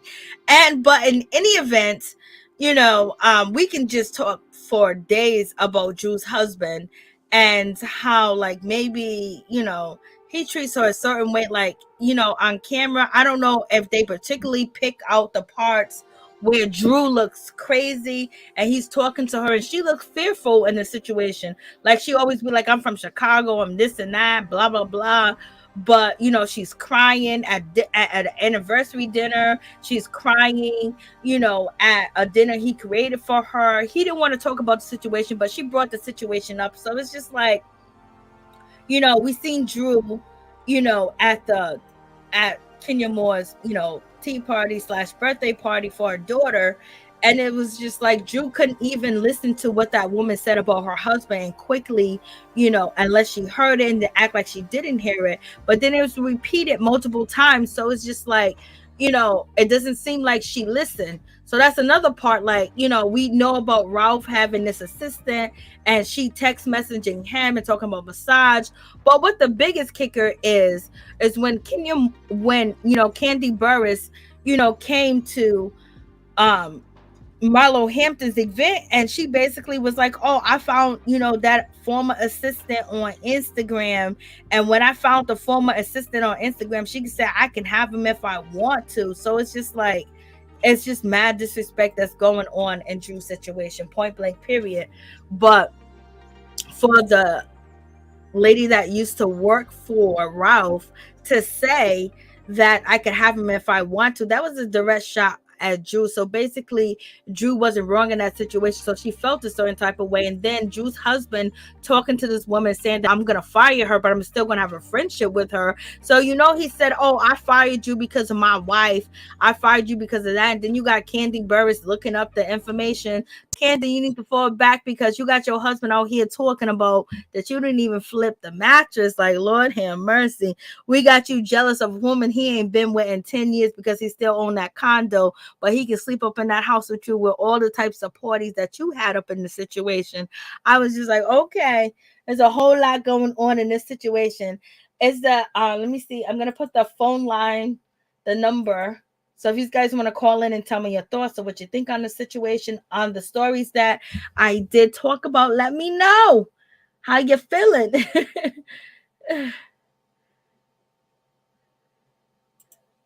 So in any event, when it comes to, Drew's situation, Drew and Ralph, it's just like one of them crazy situations because Ralph seems like he doesn't have feelings. It doesn't seem like he has emotion, but he does. And it seems like he doesn't know how to communicate that with Drew, and Drew doesn't understand his communication. He gets frustrated and say that she doesn't know how to talk to a man. Like, you don't know how to treat a woman because you've never seen a man treat a woman the way that they're supposed to, because your mother and your father relationship was, finito, done, and you have resentment for that. And then when it comes to Drew, she has issues of a whole lot of things coming from her mother as well, and how she grew up and the guys that she used to date, because she was out here dating drug dealers and criminals and stuff like that. You know what I mean? Now she's with Ralph and she's trying to, not lose her husband or anything of that nature, but they definitely need counseling. They definitely need to be in counseling all the time. Point blank, period, because he's kind of crazy. Like, listening to her. To accept, press 1. He'd be listening to her conversation, her mother's conversation. It's like, what's going on? Hey, what's up? Hey, what's up? What's your Hey, name? And where you calling from, Fifi. sweet? What's your name? Fifi. Okay, Fifi. Fifi from Minnesota. Okay, Minnesota's in the building. Lord have mercy. I got some beef with people out in Minnesota, but go ahead. Tell me what you got to say. What you think about the topics? Okay, so Drew is going at it with Sheree. So the tea is that Sheree is telling Drew that the feds is watching, like, what is your man doing again? Allegedly. So then, yeah. So then Drew is talking about, my man is getting more camera time than you and all this kind of stuff. And I'm like, boo-boo, that is nothing to be excited about, especially when he's using his camera time to drag you. Okay. Oh, Lord have mercy. You killing me, girl, but you are on point. But so before you continue, I please don't forget your thought. But so Ralph is making illegal money. I don't know, but that is the tea. That is allegedly. It was posted. Yes, another blogger posted that they were going back and forth, Sheree and Drew, and Sheree, made little comments and stuff, and so it was going back and forth. So it was kind of interesting that that was some shade that she threw, and so my thing with Drew is I don't understand how when Drew want to throw shade at somebody, then when they throw it back, she's a victim. Like last season when she was talking about Kenya booty, but then when Kenya talked about her body, now she's a victim of being body shamed. Like, girl, you talked about her body, she talked about yours. Don't be mad because her beast was better than yours. Don't be mad because she could read better than you. And then this time, like when she was talking about Sheree, oh, you don't pay your assistants, you don't pay your people or whatever. Then she came back at her about her man and said, oh, well, let me tell you what he's saying about your man. And then she gonna act like she a victim again. It's like, girl, stop. Okay, the victim role is not you. Okay, hold on 1 second. Hold on. 1 second. So, did Anthony go back and tell Sheree about Ralph business dealings? Oh, I don't know. Ooh. I don't know. She didn't elaborate. Ooh. That's all she said. She didn't elaborate. That's all she said. She didn't elaborate. So I don't know what it was referring to. I don't know if, where it came from, but I don't know. So you was talking about Drew can't play the victim. No, she can't play the victim because everything that she's been upset about, Like when she was talking about her stomach and then want to talk about all these illnesses she had with her belly. It's like, but girl, you was just reading Kenya about her, like dogging Kenya about her booty. And then when she said something about your body and your stomach, then you want to sit there and act like you're a victim. Like, no, ma'am. You talked about her. She talked about you. Nice try. You tried it. And you got talked about back. You can't sit there and act like this just came from nowhere. Like maybe Sheree would have never brought that up if you hadn't came for her talking about she don't pay people and all this kind of stuff. Maybe she wouldn't have said that, your man was doing who knows what with who, because her friend was alleging that Ralph might be in the closet, but part of the LGBTQIA community. But we got Kenya Moore saying on Watch What Happens Live that she believes. Andy asked her, do you believe that, Anthony was never Sheree's assistant, or do you believe Sheree never paid her? And Kenya Moore says, I believe she never paid him. So are they believing that Anthony got true tea? You know what? Anthony is rumored, okay, because I don't know this for a fact, but he's rumored to be that same one got that mess started about Malaysia basketball-wise. So remember that whole mess? Yep. So allegedly, he was the one who stirred all that tea up. So maybe, Sheree, that was his good duty. And, she was asking him to get tea, because Sheree, she loved the tea. So maybe that's just how their relationship came about. And maybe he did a few things for her. And maybe, I don't know. Or maybe she didn't pay him. I don't know. Maybe she did. Or maybe she paid him late. I don't know. Because he still said that, in the last scene when they were shopping for Kenya's daughter's gift, that, that was his good friend. So who's to say, you know what I'm saying, exactly what happened, because they really haven't told us what happened. But then they went and started posting stuff about, Sheree not paying contractors. But in Sheree's defense, they did take forever with her house. Kenya kept having to have, like, steel beams, like, or whatever she said it was, like, stuff replaced in her house, like, and they were putting stuff in the wrong place. So maybe they were messing up her house. I don't know. But, Bravo Messy, you seen what they was putting on the show. They be having mad jokes. Ooh, they be having mad jokes on there. But, yeah, it's a lot of stuff going on. It's a lot of rumors. It's a lot of rumors about how the cast, how things was going throughout the season and how they was getting along and, and all the little stuff that was coming out. So it should be an interesting season. I believe that this, we might have just got the warm-up episodes, because from what I've heard through the rumor mill, it's supposed to be some pretty good tea in there. No, so it seems like it's supposed to answer questions. Kenya Moore said on Watch What Happens Live that Drew and Sheree got into it really bad and said some horrible things to each other. And she said, y'all didn't get it. Y'all didn't show it. So they're editing some stuff out. They are. But I think it's going to be a good season. I'm hoping it's going to be a good season, because right now the ratings are really, really low compared to their previous seasons.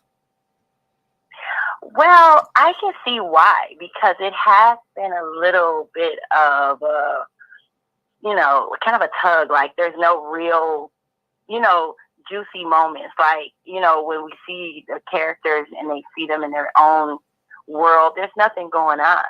I mean, Kenya was having a tea party with her baby. We don't see, people in their house arguing and stuff. We don't see, Candy Mama going at it with Ty, like in the previous seasons, and everybody else and they mess going on. So now it's just like, the group dynamic so far, that's been really the only drama. So except Drew and her man, but that's seeming a little unorganic. But why is organic. Drew and Sheree beefing? Does, Sheree, I did a video a while ago, maybe a year ago, maybe, not a year ago, maybe a few months ago. And from what I was picking up, when it comes to Sheree, she's coming for Drew's peach.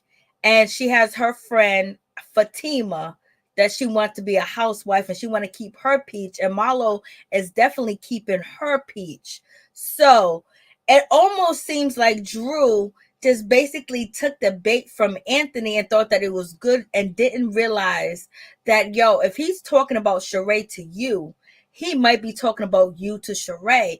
And like, if Anthony is the same Anthony from Basketball Wives, why the hell would you hire him? Of all people, especially the way he was talking about that. You know, you don't talk about people's kids. Yeah, he was talking about the kids like they were dirty. He said they were dirty and everything, girl. I know he glad he said it from way over there. Close to Malaysia. Malaysia might have sued her. She might bust him with a kid. Like, you said, what about her kids? Yes, he said they were dirty, they were hungry, and she's broke and she ain't got no money. But we already know that's not true. I mean, look at the duds she be wearing. She be dressing, so we already know she doing something. So I don't necessarily believe that. You know how kids are. They be running around looking a mess. And, you know, they might have a closet full of nice clothes and you might put them on some play clothes. And they all just, you know how you take them to school, bring them home, and they be looking like you didn't even comb their hair that morning. So, yeah. You know, you never know where he got that from. So, when Kenya Moore's daughter, I had this video when Kenya Moore's daughter, baby Brooklyn, she was leaving school. When she went to school, she took all the designer bangles, the rubber bands and beads. She took all that shit out her head. And then the nanny was like, what happened to your bangle? Because, you know, Dominican people say your bangles. What happened to your bangles? What happened to your baba, whatever? And she was like, I don't know. And that was the most cutest video because they take their hair out. Yeah, she is such an adorable little girl. She is. I I think Kenya is doing a great job with her daughter and as a mother and really showing that warm, loving side of her. And I really like that. I even think that Portia does a good job with her little girl. She does. For the most part, from what I see. It looks like she also has a good dynamic with her daughter. I wish we could have seen more of the softer side of Portia versus, you know, the drama other side that kind of started. Yeah, like why did I just wish Portia would have waited until Simon Gubade was completely divorced and separated before she got with him or went public with him, said to him, hey, listen, you get divorced, we can do this. But right now, and that would give him time apart to see if he really wanted Portia time apart to see if she really wanted him. But she just jumped in it because it was basically shown that Fallon was cheating with the assistant, but the problem is nobody gave a shit about that. They gave a shit about that this girl was married to this dude on the show, and now you with him and he's still married to her. So how are you engaged to a married man? And I just wish Portia would have just waited. And Portia said, oh no, listen, he told me that the voice was going to be final on that Friday. And so we came out with the announcement. I was like, damn, Portia, why you do all that? Now we got Drew Sidora. In the words of my girl Candy, the lies. Yo, Portia, you should have just waited until he was completely. It's just like, yo, people don't, you know. But if Portia was on Real Housewives of Atlanta right now, they would be getting 2 million views straight up and down. I'm gonna tell you something. One thing about, I think what it is that with the dynamic with, you know, Portia and then with Fallon, it's kind of like that whole scenario of all these men you have to choose from, and you pick this dude. Come on now, and then he trying to do his wife, you know, whatever. I don't know, but I just personally was like, that's just a little bit. That's bad taste. That's just in bad taste. That whole thing, you should have did something different. You should have made it work with Dennis since you want somebody, you know, that, you know. But anyway, I think that we missing Patricia Peter. We missing him. He brought good tea. I think it would have been nice to see Phaedra again. I know her and Candy had their issues, but it would have been nice to see Phaedra come back. Too bad that situation played out the way it did. But I Well, really think Phaedra's that on the Real Housewives Ultimate Girls Trip 2. Phaedra's on Real Housewives of Dubai. She's on there, but she can't come on the Real Housewives of Atlanta because Candy got some pull over there. And all the ladies, every single lady that's on the show asked for Phaedra to come back from Kenya to, Sheree, and the rest of them want, them two want her back, and they're like the main peaches. And Marlo is cool with, Phaedra coming back, but in any event, Candy, she's the head honcho over there. So that lets you know that Candy's in charge, baby. Because Andy even said on one of his private shows that he has, it's not Watch What Happens Live, but it was like a private tape, and then Watch What Happens Live. And he said, I just want Phaedra to come back to the show. Now, if Andy is saying that I want her to come back to Real Housewives of Atlanta and she's not, that means Candy got pulled with somebody higher than Andy. You know what? I agree with that. I believe that. But I personally need Candy. If you're going to be trying to pull shots like that and pull rank like that, you need to be bringing it then, sis. You need to be bringing it, because she's not. I mean, maybe she will this season, but I know she's into that, some of the other stuff that she's been doing. But I have to say, I need her to bring it. I need her to reach down, deep inside of her, maybe get that red piece back in her hair or something. But she needs to do something. She needs to bring it back. Like, come on, Candy, bring it. Because I think sometimes, too, their spinoffs is affecting the show. They're giving all their good tea to their spinoffs, and then when they get to the show, they don't have any good tea. They don't have any good storylines to bring to the show. Like, this show could totally use, Candy and little tidbits of Candy and the gang, I'm sure, that would help maybe spice up the show. I mean, like, even with Portia, like, their ratings tanked last season. It was, like, really bad. And then Portia had all this tea that she saved, so they stopped filming, and then she had all this stuff. The ratings would have went through the roof with that. But Portia ratings were still higher than Candy's show. It was still higher. I mean, the last time I checked, I stopped. I was reviewing the show, but I just stopped. I couldn't do it anymore. Oh man, she was just doing too much. I couldn't do it. I couldn't even watch that shit on Sunday. I tried. See, and it just gets like that. Like, it just seemed like I don't know. It's like we need something. They're gonna have to give us something. Like, I mean, they wouldn't bring Nene back. I mean, that would have been great for the show as well. Yes, but I don't know what's going on with that. If they're gonna bring back they're going to bring back Sheree. Sheree has been brought back a lot of times. I like Sheree. And I think so far Sheree is bringing us something. Like, she didn't start the ish. She's been authentic with telling Marlo and Kenya what's going on with both of the situations. And then, we're seeing that Candy don't really F with Sheree, because why didn't Candy bring this to Sheree in the first place? And then Candy, to me, don't really mess with Drew, because why is she running around telling everybody, about what Drew said? Why can't she keep that? She said, I was going to wait for her to tell people. Like, bitch, what you mean you going to wait for her to tell people? You're supposed to keep your mouth closed at all times until she steps out and say something. But I'm going to wait. So that's why somebody put Candy was in the locker room doing something. I like Candy. Candy's my girl too. But at the same time, Candy, like, you starting beef with Sheree and Drew, and then at the same time, I'm glad that Sheree noticed that. Why didn't Candy come to her? Because Candy knew Sheree before she know Drew. So why is she telling Marlo and she's telling Kenya, but she won't tell Sheree? And she don't like people talking about her. So, but yet she's talking about other people and spreading lies because she don't know if it's true or not. And then it's like, why you stirring the pot? And then when somebody say something about her, you could see how she just instantly went into this, oh my God, who said that? What? Doing this in the locker room. And it's like, girl, stop it. You are a self-professed lover of a sexual activity. So why would you think, somebody wouldn't say something like that? you know, in a group of ladies, like, about you, if it's true. But what if it's not true? But even if it's not, how do we know? Like, it could very well be. Like, we believe it. Like, we believe Sheree didn't pay Anthony.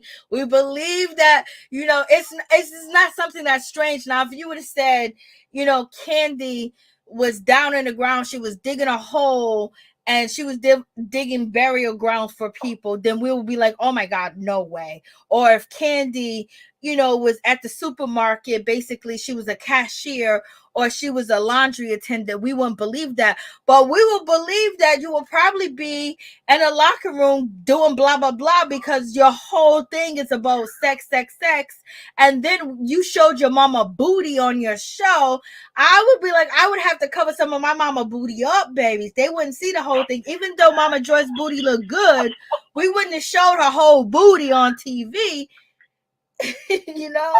I thought her mama had a man. No, Mama Joyce is single, girl. Oh, no, she's talking about booty on TV. Get out of here. And then she sent them, like, Kenya was like, why didn't you just send a play deal? She said, people to the house all half dressed. What if Brooklyn was with Kenya when she answered the door? Like, whoa, what they got on? What are you wearing? You know? Like, whoa. I mean, it was daytime. He got no clothes on. It's like, wow, okay. That's interesting. It's like, what is the play about? I don't even know. So I guess they're trying to go to New York to see Kandi's play on Broadway, but I don't believe she's in it. I believe she's probably producing it or something. She's a producer. It's a black man's play, and you know it's been out for a while. I was gonna go see it, but something happened. But in any event, you know, I did see it. It's a good play. It's a good play. It's good. It's put together well and things of that nature. But you know, if the people that view Real Housewives of Atlanta seen the play, they might have an issue with Kandi. Oh, it's like that. They might have an issue with Homegirl, baby. Oh my goodness, I can't. And then you can understand why she and Todd is having some issues with that play. You can understand. You can understand. What about Todd? What about Todd saying, girl, you didn't flip the mattress? Who describes that? Like, if you are out here soaking it up in the streets, your man that you are married to, don't supposed to be co-signing that you were soaking up the streets. Maybe all of the rumors that was at that table, maybe some of that information got back to her man. And maybe that's why he got his condo and he been fixing it up and now it's the topic. Because maybe he cleaning it up just in case he has to take his butt home. Because you know that prenup say he got to leave in 30 days. Y'all remember that on the show? Yep. Way back. Mm-hmm. And she said, 30 days you got to be out the house. And he like, my name ain't on this. He cleaning his house up and getting his condo ready. All right. She better start acting right. She better do something to keep her man. And then he's supportive of her. She said he's resentful because she's been taking credit for the ish that he's been doing. So it's, you know, I don't know when they're ever gonna do a documentary on Kandi, but is her employees resentful too? She was like, he's resentful because, you know, he created all these things that she didn't say what he created. We don't know exactly what he created, but he said he created a whole lot and he don't get no whoop la, no hoop la, no if, no yay, no ooh, no ah. But see, they kind of play Todd like he's some type of scrub, you know, and Todd is far from. In my opinion, you know, like the average chick would love a man like Todd. Todd had his own condo, he owned it. He had a Range Rover. He had a good job. He was on a production of Housewives of Atlanta, a popular show. Todd was doing his thing. Can't pick up no scrub, and he's cute. I mean, I don't see, and he's very supportive of her and very patient with her mother. And you know, I know a lot of people who probably wouldn't have 2 seconds for Mama Joy's mouth. And that man is very respectful to her mother. He's tolerant of Kandi not listening to him when he's telling her stuff in reference to her daughter and things like that. Like when she got Riley that Porsche truck. And I talked to some men, and they were saying because that truck, the way that it drives, is very, it could pull or something like that. Like it's not very safe for a new driver because of the way the car drives. But Porsche is also known to be kind of a sports car, kind of fast, you know. So, and I believe it's like a Porsche truck. So I think that sometimes she forgets that she needs to listen to her husband in some regard, you know. And it's a lot of stuff that floats around about Kandi and stuff that don't make the show. But I really like Kandi. I think she's an awesome entrepreneur. You know, Kenya with her brand is blowing up. I think, you know, with, you know, Kenya Moore Hair Care being in CVS and, you know, and you know, all the ladies having their own businesses and brands. I think that's really good to see. It's unfortunate that, you know, sometimes their behavior over, you know, the show overshadows it with all of the drama between the ladies that we really don't get a chance to see. You know how awesome these ladies are, but I really don't think that, you know, Kandi really appreciates Todd the way that she should. And I think that he deserves a better light than what he gets, you know? I think he's a good man, and I think she's lucky to have him, and I think she should appreciate him. I mean, I'm sure he's flawed. I mean, but do you think Todd has been making all these projects, he's producing these things, and it's in, you know, credit to Kandi? But do you think that if he wasn't with Kandi, you know what I mean, it would probably take him a long time to succeed to where he's at? She even got Bravo to actually hire, you know, Todd Tucker, her company, to produce certain shows for them because they had no black people that was able to distribute and actually, you know, produce, you know, shows. So if it wasn't for Kandi, he probably wouldn't be where he's at. And so maybe she might feel like I did too much too fast and too soon, and she's seeing the cookie crumble in front of her eyes. You know what? I'm not going to take away from Kandi's accolades because Kandi is an awesome girl. And I think that Todd's an awesome guy. And I think that they're complimenting each other because she's not taking a nosedive. Have you ever seen sometimes when someone gets with someone who's not really good for them, and then instead of seeing them blossom into a flower, they're kind of going down?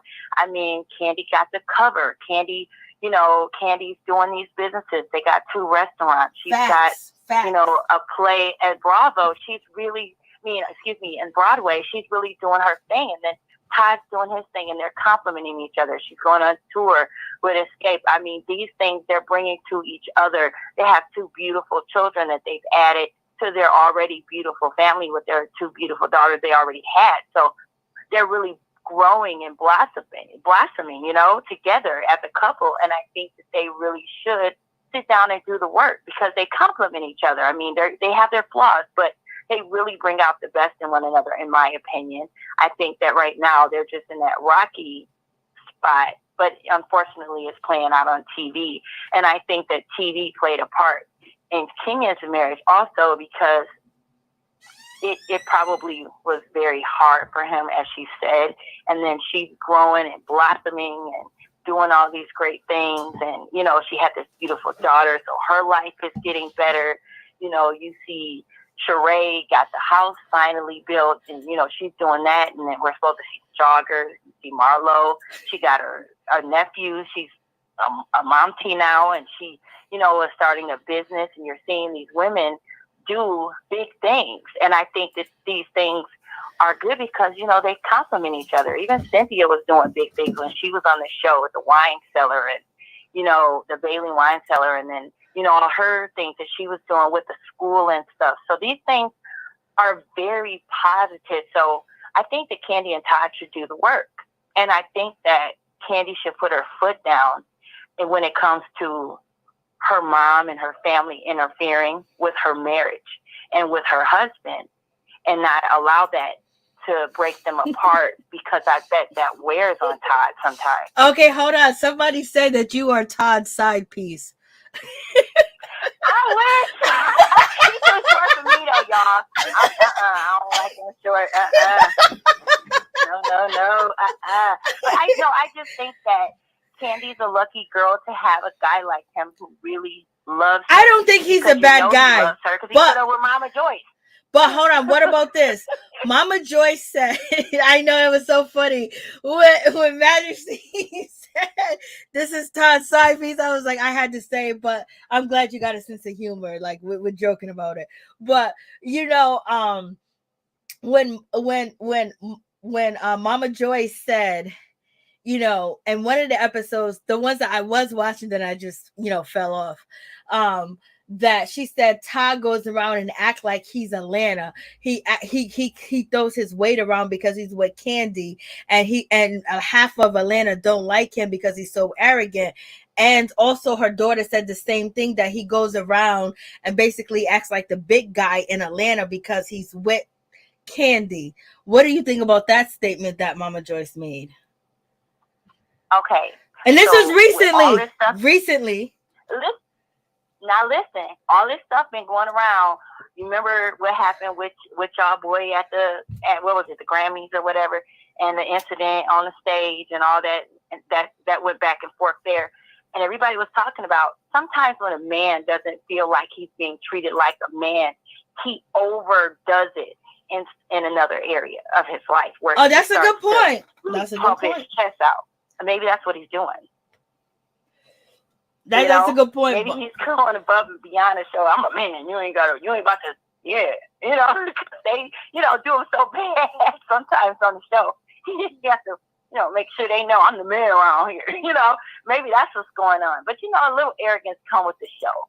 You know, a lot of them have changed. I mean, unfortunately, you know, some of the other cast members that are no longer there, they claimed that was one of the reasons why they fell off with the show, is because they head got too big.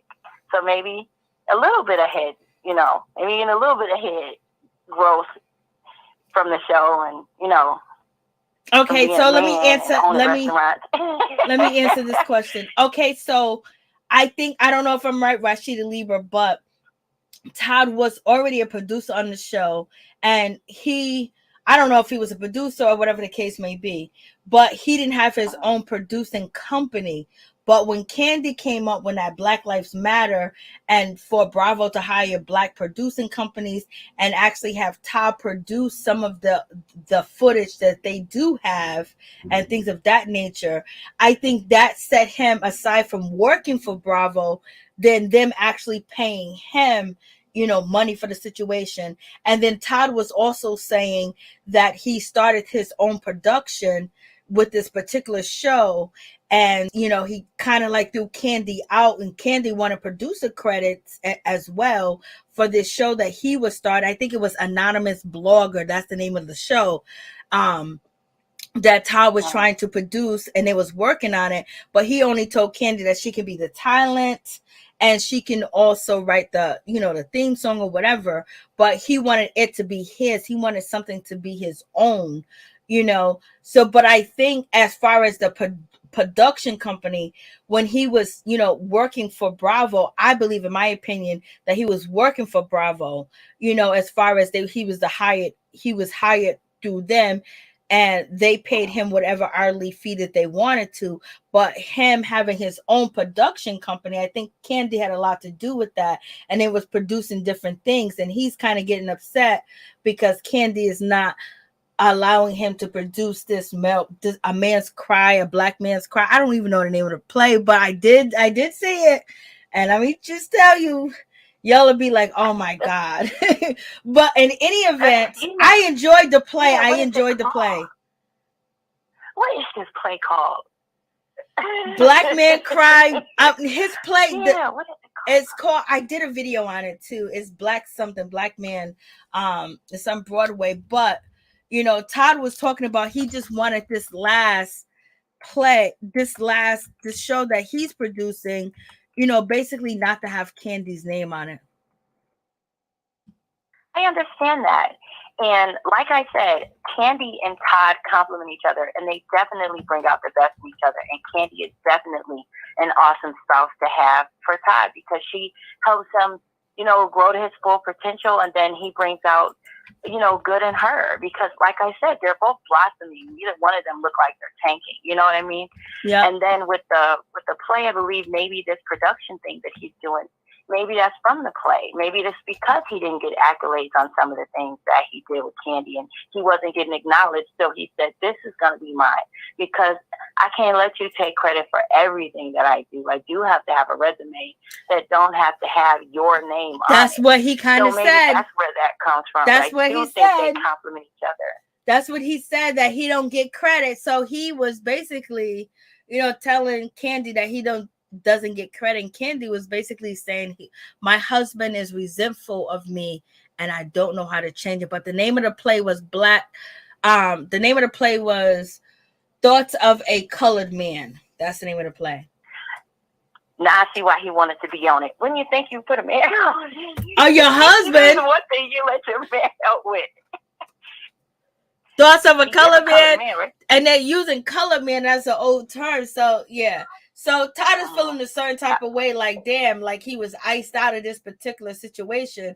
And Kandi felt like, you know what, I'm gonna ice him out of this particular situation because his anonymous blog, idea that he wanted to ice me out. So we're gonna do this shit separately. Because at first they was doing everything together, and then once Todd tried to show that he wanted independence with this particular, anonymous blog play, Kandi felt resentment herself. So she needs to say she felt resentment. So therefore, that's why she didn't put his name on the rest of it. But at the same time, Kandi's about her money.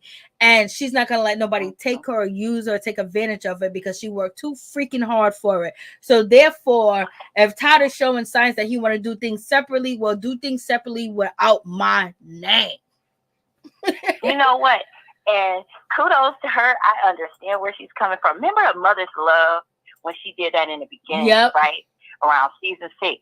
And she ended up, what was it, season 7 or so, that she ended up having to close the play and a lot of people left. And she had some real big names on that. And she was crying and saying, these people are losing their job because of me. I failed. They're going to be saying Kandi failed. They're not going to be thinking about you. They're going to be saying I failed. Remember they were in the kitchen and she was crying about it? Maybe that's why she felt like this play needed to be hers, because when she tried to do the Mother's Love with them, it didn't work.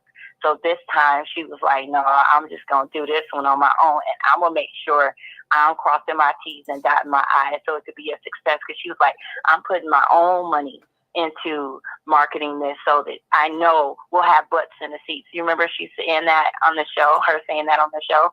So maybe it goes back to a mother's love. Maybe, you know how people are thinking about stuff. I see what you're saying, but someone has a comment. Someone said that Todd has 0 ideas before Kandi.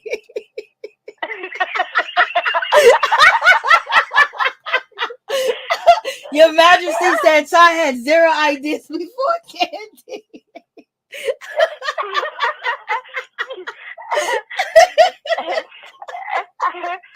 She said without Kandi, he had no ideas. He didn't know what to do. He had a job. She was like, we about to have our own. What she's doing? She was like, oh, he knows the cameras, he knows electronics, he knows producing, he knows this, he knows that, he knows me. You know what? I'm gonna put some money behind it, because Kandi had to put money behind all these things. Even though if he came up with the ideas and she got credit for, she had to fork over the money. He didn't have that much money because he just finished paying off the 20-year-old condo that he got in New Jersey. So therefore, Kandi invested money because she believed in him as well. And he probably said, like, if you're somebody, a beginner, you're going to probably say, you know what, if they think you did it, whatever, blah, blah, blah. You can say, I had this part in, I can be in the credits name. But if you're putting all the money into the ideas, you are the main investor, shit, the credit's going to go to her. But at the same time, he does get shitted on. Like he does get shitted on. Even Riley was talking about him on the old lady gang. But it's like what you said. She's putting all the money. She's, it's her brand that's taking, all of their endeavors, up, making it go up, because she has a platform to really put it out there and get that marketing, So true. She's kind of like really pushing these things out there. Yeah, she is. I love what she did with her toy line, where she had like, what was it, like independent contractors, where everybody was having like their own parties and stuff. And that's the party where she checked Johnny. Y'all remember that? Oh yeah. That shows her genius right there. And that's when Marlo. That's when Marlo made them Hampton. some money, baby. That's when Marlo Hampton was dating one of her family members and things of that nature. Marlo Hampton brought it up. Marlo Hampton is coming for Kandi this season. Allegedly, Marlo Hampton is the one that said Kandi did da in the locker room when Kenya Moore was on Watch What Happens Live. Like he said, does her name rhyme with this? And then Kenya Moore said Marlo is the only one that had an orange marker, and that card came from a person that written that Kandi Burruss blah blah blah in the locker room. So do you believe Kandi Burruss was in the locker room giving you know what? Maybe. She said she didn't. But you know, Kandi, I believe Kandi would tell it. I believe she would tell it. I believe she would be like, yeah. Like, you know, I think she would tell it. I mean, she kind of out there with her, so I think she would tell it. I really do. I think she would tell the whole thing, you know? And I think that Kenya and Marlo got this beef this season. I heard, okay, allegedly, that Marlo tried to contact Marc to get some dirt on Kenya. Yep. And that's when her and Kenya went into it. So that's why you see in the seasons where she's like, you are 30, blah, blah, blah, blah, and the security look like they breaking them up or pulling her back or something. Remember that? Yeah. Oh, yeah. So with that, we don't know. We're going to see. If Marc talked to Marlo Hampton, he's a dirty scoundrel. He's a dirty scoundrel. You know, and I don't blame, listen, I don't blame Marlo for going to Marc to get the information. I think it's low down. I think it's dirty. She can't read. She don't know nothing else to do. So only thing she knows how to do is go crazy with it and try to get some personal information and read it against you, because it's just like I was saying on my review, like Kenya reading Marlo is like Marlo writing the national anthem, and then, you know, I mean, Kenya Moore writing the national anthem, and then Marlo Hampton basically saying hamburger after, because the reads don't match. I mean, it's not even a close match. It's not even a halfway match. And, you know, Marlo can't read like that. She can't. And I wish she could, because before, when she was on previous seasons, it seemed like she could read. But this season, so far, episode 3, Marlo is not reading. And Marlo's not dressing the part either. And so is Sheree. Sheree's not dressing the part either. Sheree and Marlo are not dressing apart. And also, what's her name? Sonia. Oh my gosh. Sonia, you need to hire somebody new. You need to hire a regular designer in Atlanta. Tell your sister she can wash your feet and your toes and put your makeup on. She got to learn how to do makeup. But dressing you, girl, you look terrible, Sonia. Please don't let your sister dress you anymore, because you look like you were straight from the flea market. You look like you were straight from the dollar store. You look like you are straight from, like, letitgo.com. That's what she looks like. You know, I'm like, letitgo.com. That Drew, okay, her weave look like it's trying to get better. Like her this season, like her wigs look better this season, Drew. But her clothes, like that dress she wore to Brooklyn's birthday party, like, ma'am, like, no, like, I mean, come on. Instead of hiring an extra assistant, you need a stylist. Like, somebody needs to pick you out some clothes.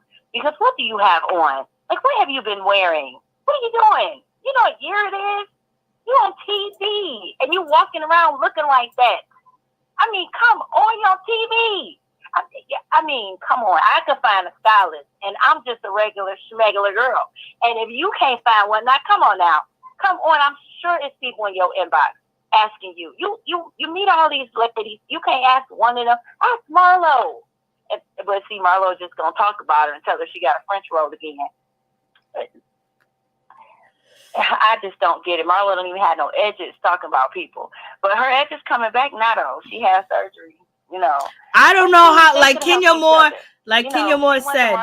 Drew doctor, she could have went to her stylist. I mean, come on, Drew.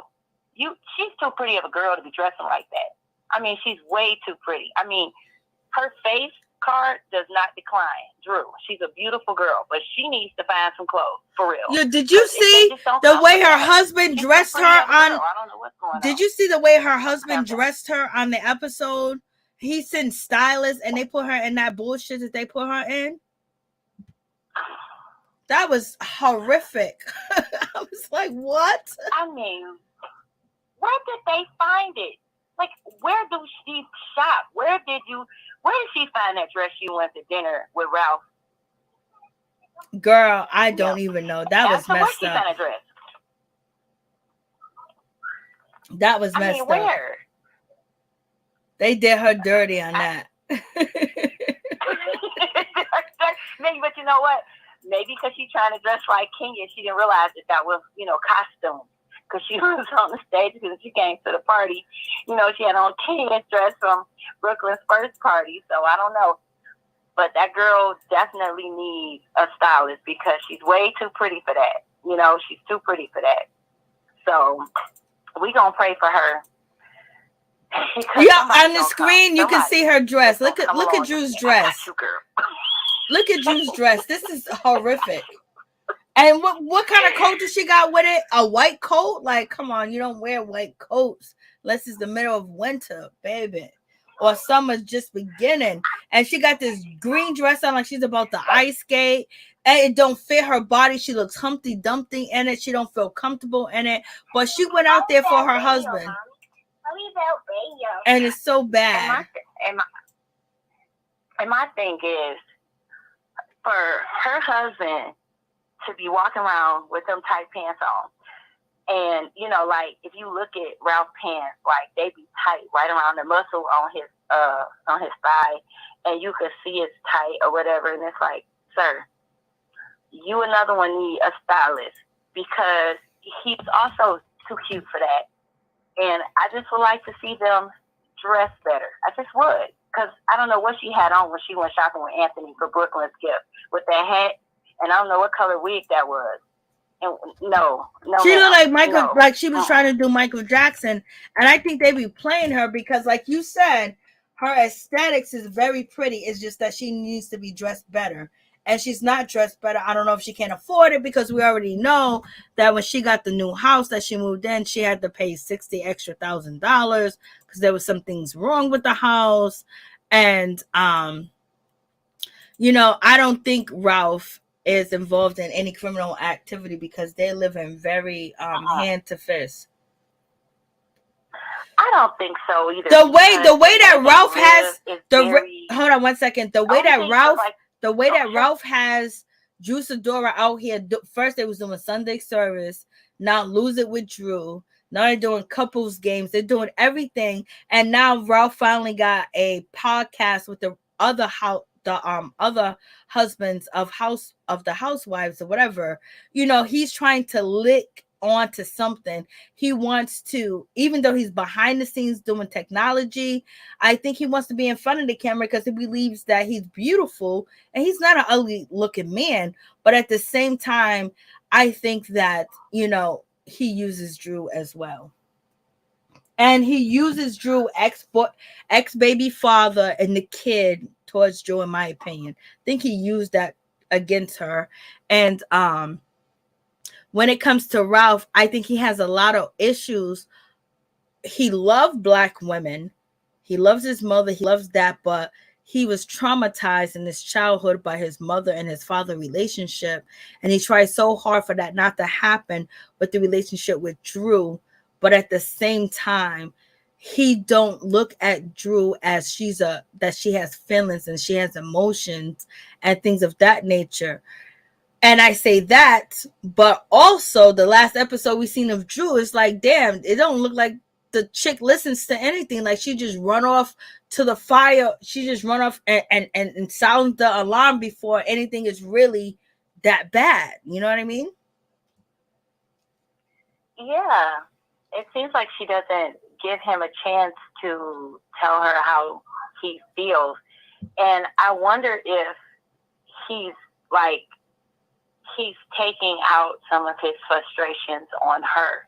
He is. You know, I wonder what his mom looks like and what she's like if she is like Drew. You know, maybe I don't think they look alike, but one thing is for sure that he has issues from his childhood, because that's something that he made a vocal point on the first season to explain, that he would never be poor again, or his mother didn't listen to this person and they was kicked out on all their property on the street. And as a young man, as a child, as somebody that can't take control of the situation, that got to be very devastating that your home is now on the street. Yeah. So he has issues. He has a lot of issues. When you grow up and you start seeing how hard it is and how hard it is to live on regular income, I would think, I think maybe him being traumatized is why maybe there was other things going on besides financial problems, because at some point you start to understand that your parents just didn't have it and they loved you very much, but they just didn't have it. You know what I mean? So there had to be something deeper there than just, you know, oh, they didn't have money. You know? No, I believe that he felt that his parents didn't love him, and I feel that he felt like if his mother would have listened to his father, they wouldn't have been homeless.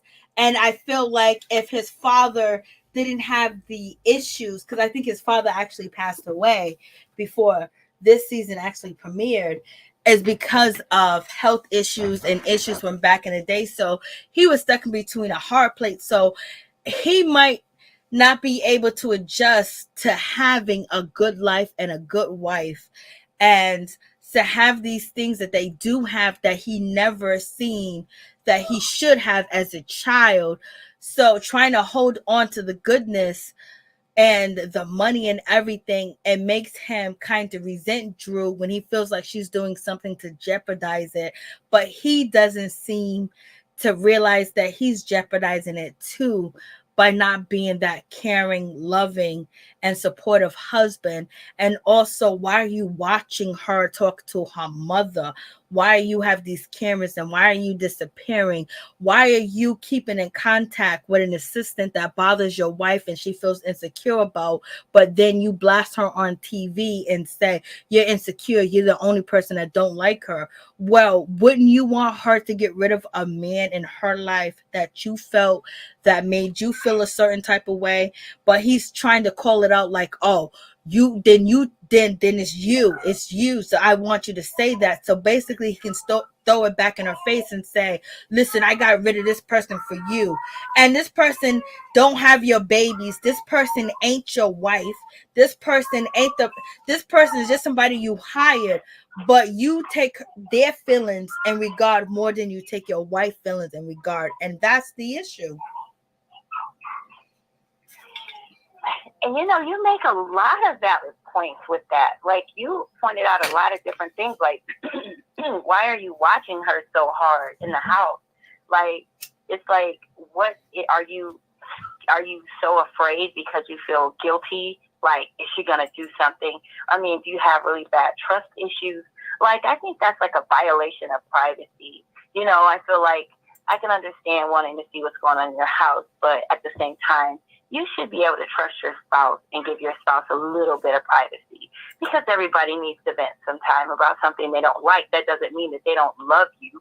It just means they just want someone to talk to about stuff that bugs them, but they don't want you taking it out of context and running away with it. And maybe sometimes that's why he's so angry, because she don't really have a place to really feel like she want to feel without him being right there in her ear, like, you know. So that could be what bothers him, you know what I mean? Like, that could be what's getting him all worked up, because he watches her. He like, he be all lurking. I don't like But also, that would like, bug me. when it came to Ralph saying that he played for Rutgers and all this other stuff, Drew was like, what position did you play? And he was like all confused. And he said, oh, I was, not quarterback, a receiver. I was wide receiver. And she called him back and asked him more questions while she was in her confessional. And he was like, well, I really didn't play. I was on the bench. Like, he totally changed up. You know what I mean? So it seems like he lies too. And then he said that, he's allergic to garlic. Garlic does this to him. And then Drew said, I talked to his mother and his mother's been feeding him garlic. And the food that I feed him is garlic. But since we told him garlic's in a recipe, he's saying that, oh, garlic might do this to me. But then when he ate the food, the garlic was okay. So it seems like he has a lying spirit. Seemed like she would pick up on them spirits. Last season, she knew everybody's spirit. She could name everybody's spirit. But this season, she can't see what's going on in her own household with her man. Like, he just seemed like he just be looking for something to say. Like, he like picking. Like, he like to nitpick every little thing, And I could just imagine what he was like if she was cooking for him. He probably really be going in. Oh, my God. And you mean tell me you didn't tell the chef what you like to eat? Yeah, like, you guys have a personal chef. And why don't she know if her man played sports and if he did what he did? And like, how would she not? Listen, we'll talk about his life. Think about this. Why you don't know? Anybody that you date that plays sports in high school, play sports in middle school, play sports in college, these guys take sports so seriously. And any moment that they felt insecure, any moment they felt like they didn't do it right, and any moment that they felt like they was a captain and they saved the team, they are going to tell their significant other. And for her to have no idea about it, it seems like the communication is lacking off knowing each other. And I said at one point, it might not be true, that I think Ralph feels a certain type of way that Drew brought her baby father on the show, even though it's for her eldest son, but for her to bring him on the show and all this other stuff. They took pictures together, they cool, but I think deep inside he felt a way about that, and the son and Drew's oldest son, he didn't want to meet him, but Ralph did convince him to meet him or whatever. But I just think Ralph felt a certain type of way. I feel like Ralph is like, oh my gosh, she's just really used goods, in my opinion. And it's like he wants to make her feel like she's used goods, and she's not. She just had a baby. You know what I mean?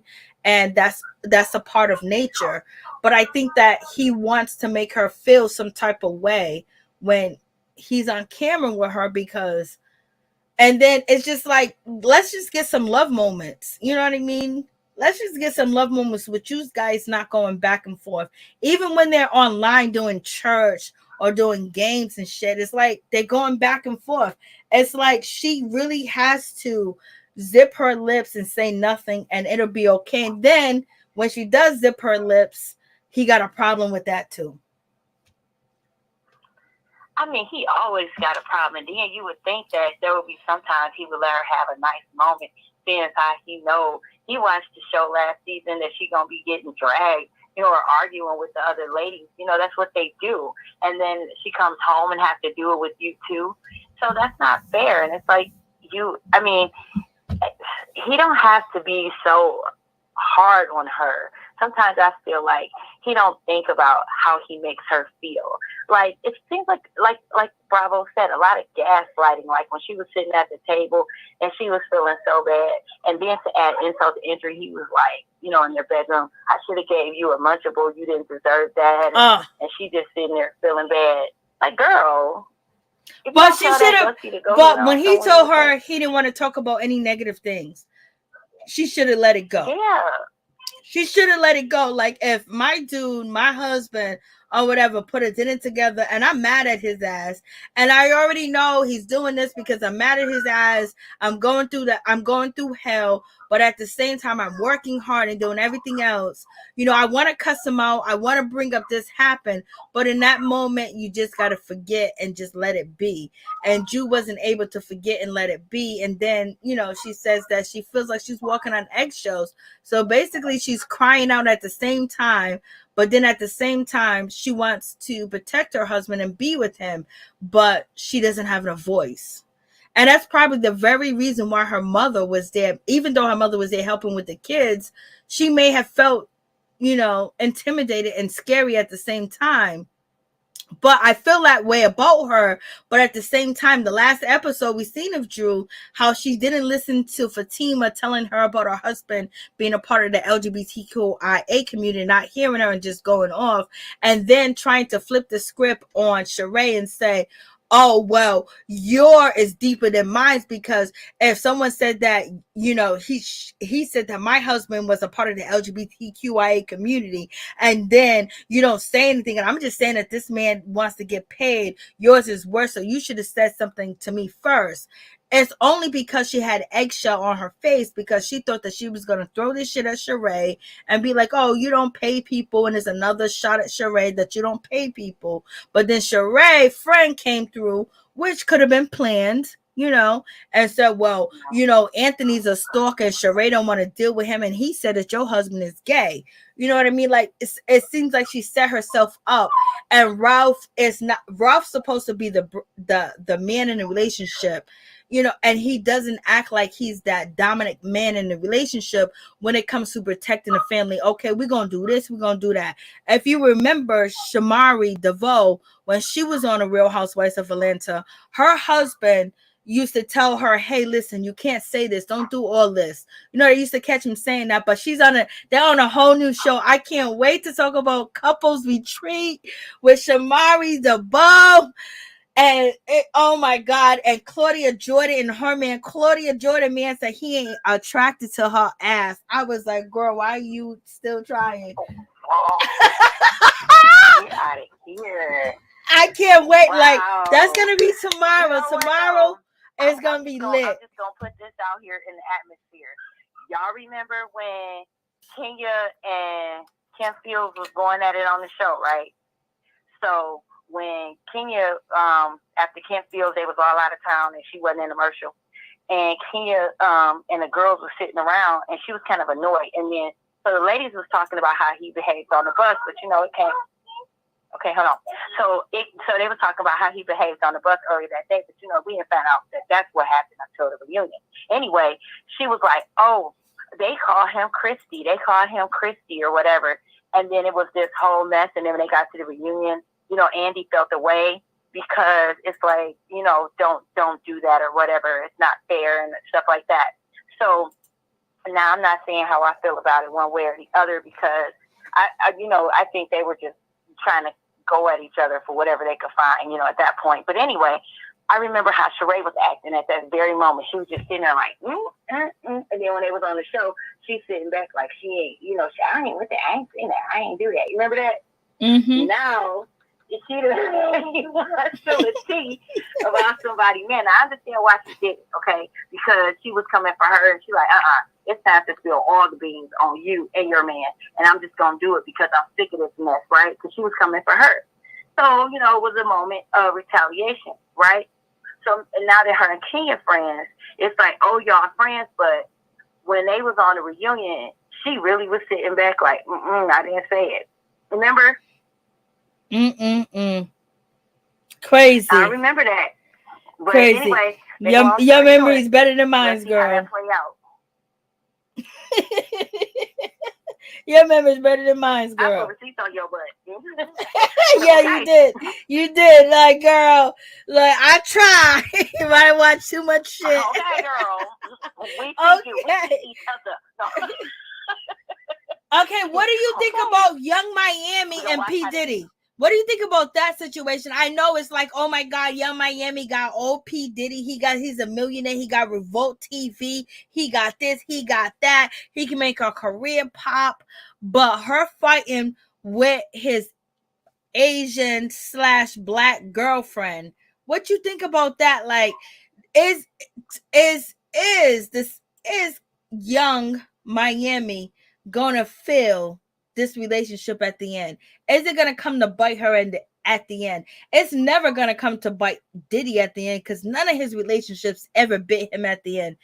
Only one that kind of bit him at the end was with J-Lo, because she cut him off and never been around him since, and until a couple of years later.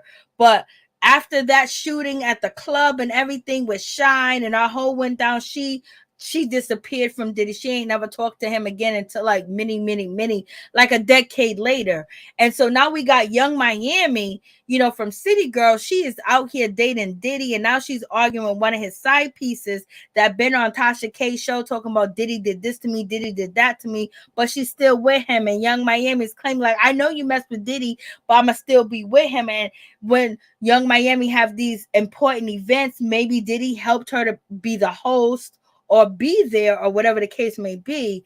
The Gina is in the audience. What do you think about that? Is it going to come to bite her in the ass, or is Miami winning? Because everyone is saying Miami's winning.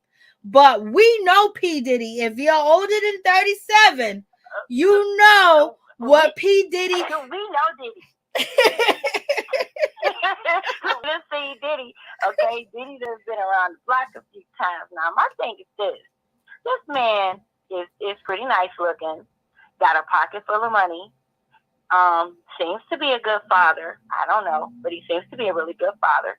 I would like to know why he's not married, and he never got married. Never got married. He never him yet. Why is he bouncing from relationship to relationship? He's such an eligible bachelor, you would think, because he's easy on the eyes. I mean, why isn't he in a serious relationship? And that, to me, would give me red flags. Facts. And that's all I'm going to say about that. Because he's way too sexy to be by himself. Okay, and what he got it going on financially. But what do you think about that? What do you think about when people come out and talk about Diddy, he ends their career, or they don't never get no money from Diddy, and they come out and talk about him? So now you got the new girlfriend that he has that's been around for a while. Her name is Gina, and she's beefing with with City Girls. But at the same time, she said Diddy treated her like she was below dirt. Diddy treated her like she was a scab on a Band-Aid and put it in the trash and put it in a recycling bin when it didn't even belong there. But in any event, she said that she had to have procedures done to remove life in her body. But she was on Tasha K saying that. And now she's out here talking about I'm with Diddy. She's back with Diddy. And then Miami saying that, oh, you such a nasty freak. Yeah. Why do you think Diddy keep her around? What do you think about this young lady challenging Miami? And what about P. Diddy being a pimp that he's having his...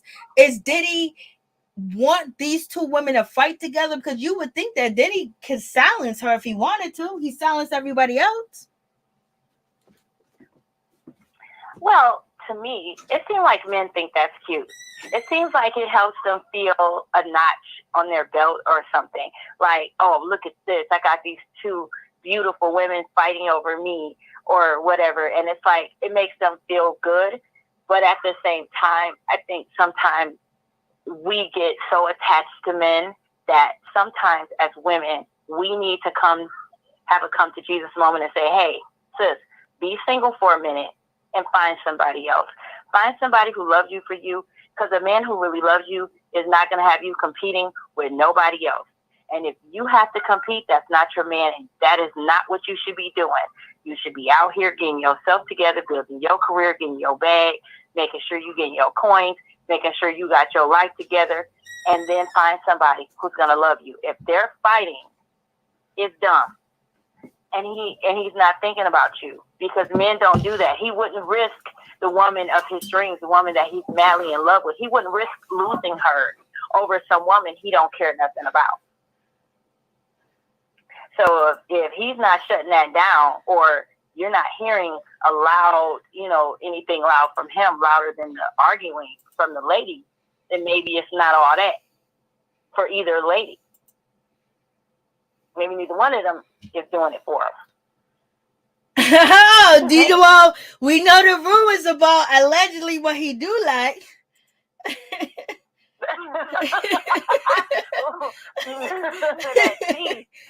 We heard the rumors. Exhibit came out with a whole story on MTV with homegirl. I don't want to call her that. Corinne Stefan. I was about to call about her other name. So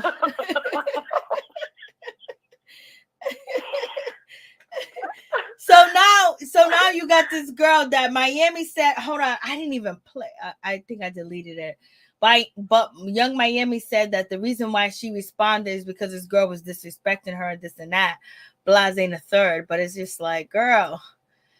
Like if so, wait a minute. Right, Young Miami. Do I have the right chick? Real ass, give up, butter, but burger back, whole facet. Is this what we talk about? But this is what I'm saying. So what we talk about. So if you're Young Miami and you talking all this stuff about how you got these dudes in check and you'll cut them off, they do this and that, you're fighting over.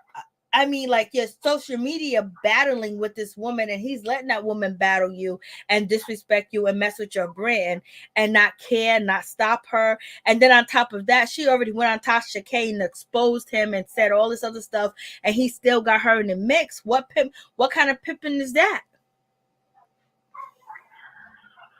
I will never understand how these young, beautiful, successful women will put themselves in these situations, and they could have any man they want. They could easily leave and find someone else. There's these really good-looking, handsome single men that would treat them like a queen, but yet I don't get it. I don't get it. I wish I could tell these ladies it ain't all that, lady. Hold on. This is funny. Well, at least she's not with a street urchin who don't bath but pours his blink out. What? I don't know where they got that from.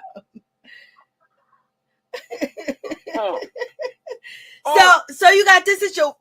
Young Miami was ignoring it, and remember, Bow Wow, Joy was in the situation, and P Diddy was out with Joy, and they was on an exotic trip somewhere, exclusive location, somewhere I ain't never been before or seen in my life.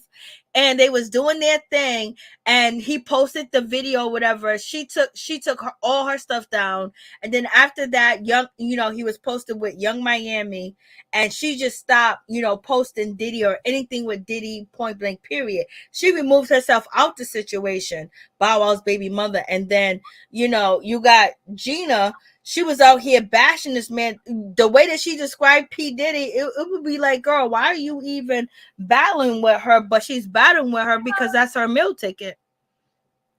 And then on top of that, why do we have Young Miami saying that, oh, you got dirty lint balls on your carpet? How do Young Miami know that she got lint balls on her carpet unless she's seen videos from the house, or he DM'd her, or he FaceTimed her while he was with the other girl?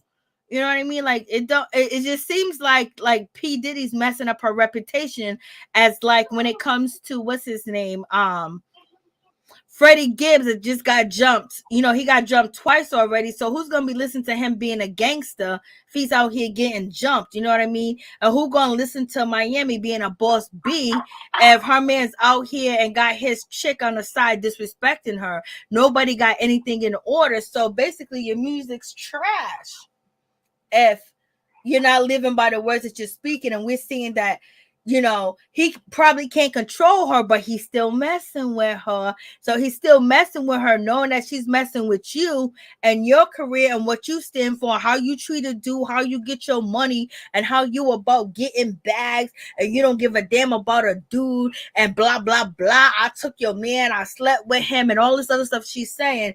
But yet now she's out here, bashing the girl that he's still sleeping with, and she done had 100 procedures, by Diddy. So does that take away from her brand? You know what? Those brands really, like they have this moment of, where everybody's like, yeah, this is hot, but in reality, can you really continue that whole scenario? Like, at some point you're gonna fall in love, you're gonna get married, you're gonna have kids, you're gonna care. I mean, it's just not gonna be true to your life. So should we really listen to those lyrics as it's who they are, and versus it's just entertainment? It's just entertainment, you know. But because people don't believe they it's didn't even write the song, entertainment, right? They don't believe Wasn't it's it, entertainment. They don't believe it's The entertainment. one guy. You know, when it comes to Freddie Gibbs, him getting jumped twice, everybody on Twitter, not everybody, but a lot of people on Twitter are saying that I can't even listen to his music the same because he's getting run up on and beat up.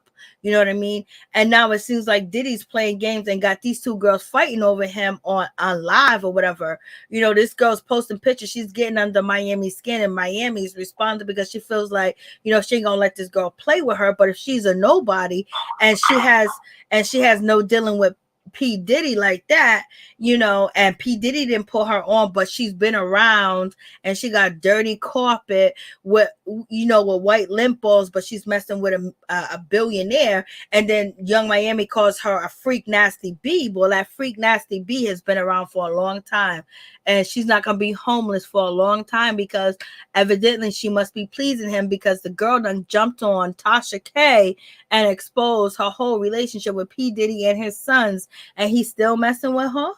And he can't quite. P. Diddy done got people fired, done quiet people, done got shows discontinued. But yet he's letting this chick run around like this, Miami, and disrespecting your career. So P. Diddy's keeping the whip on Miami, and she don't got the whip on him. Wow. That's how I see it, but I could be wrong. You know what I mean? Because I ain't out here messing with a billionaire like Puff Diddy, and I wouldn't mess with P. Diddy. Just the shit that I know, I would just feel like, fuck, you know, I want to go to heaven.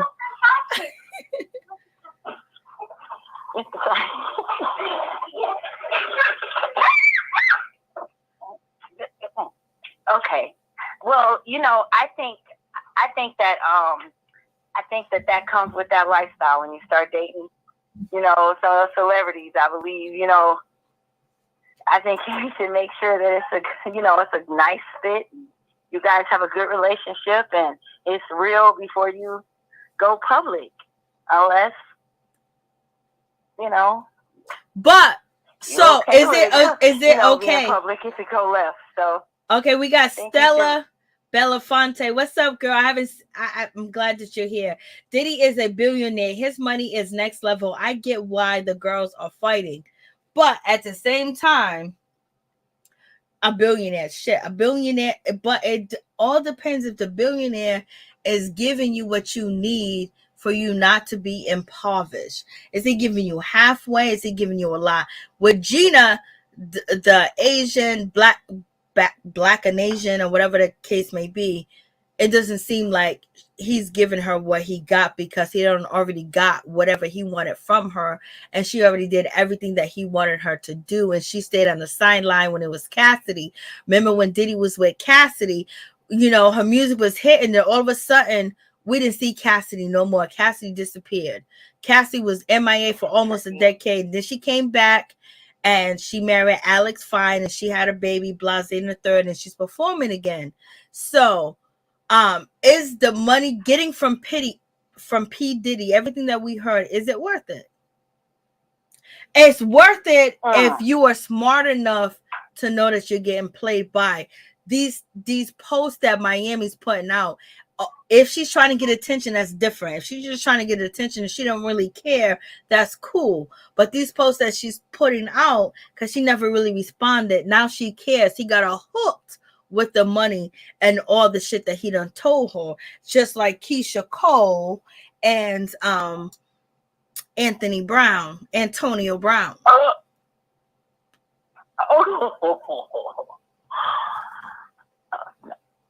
Now there's a good story. Oh yeah, we did Keisha earlier. Poor Keisha. I love me some Keisha. But so is Miami living up to the image of her being a boss B? Because if we find out a rapper is a snitch or a rapper is scared or whatever, and you know, and I say this or whatever the case may be, but if you look at Cardi B, she's been snitching. But let's get back to Miami. She's been snitching. So is she a gangster or she a rapper?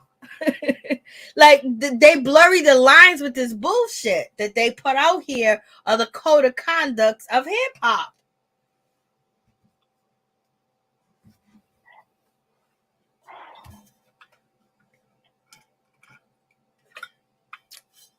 So, is Miami getting played or is she playing Diddy? That's the question, sister.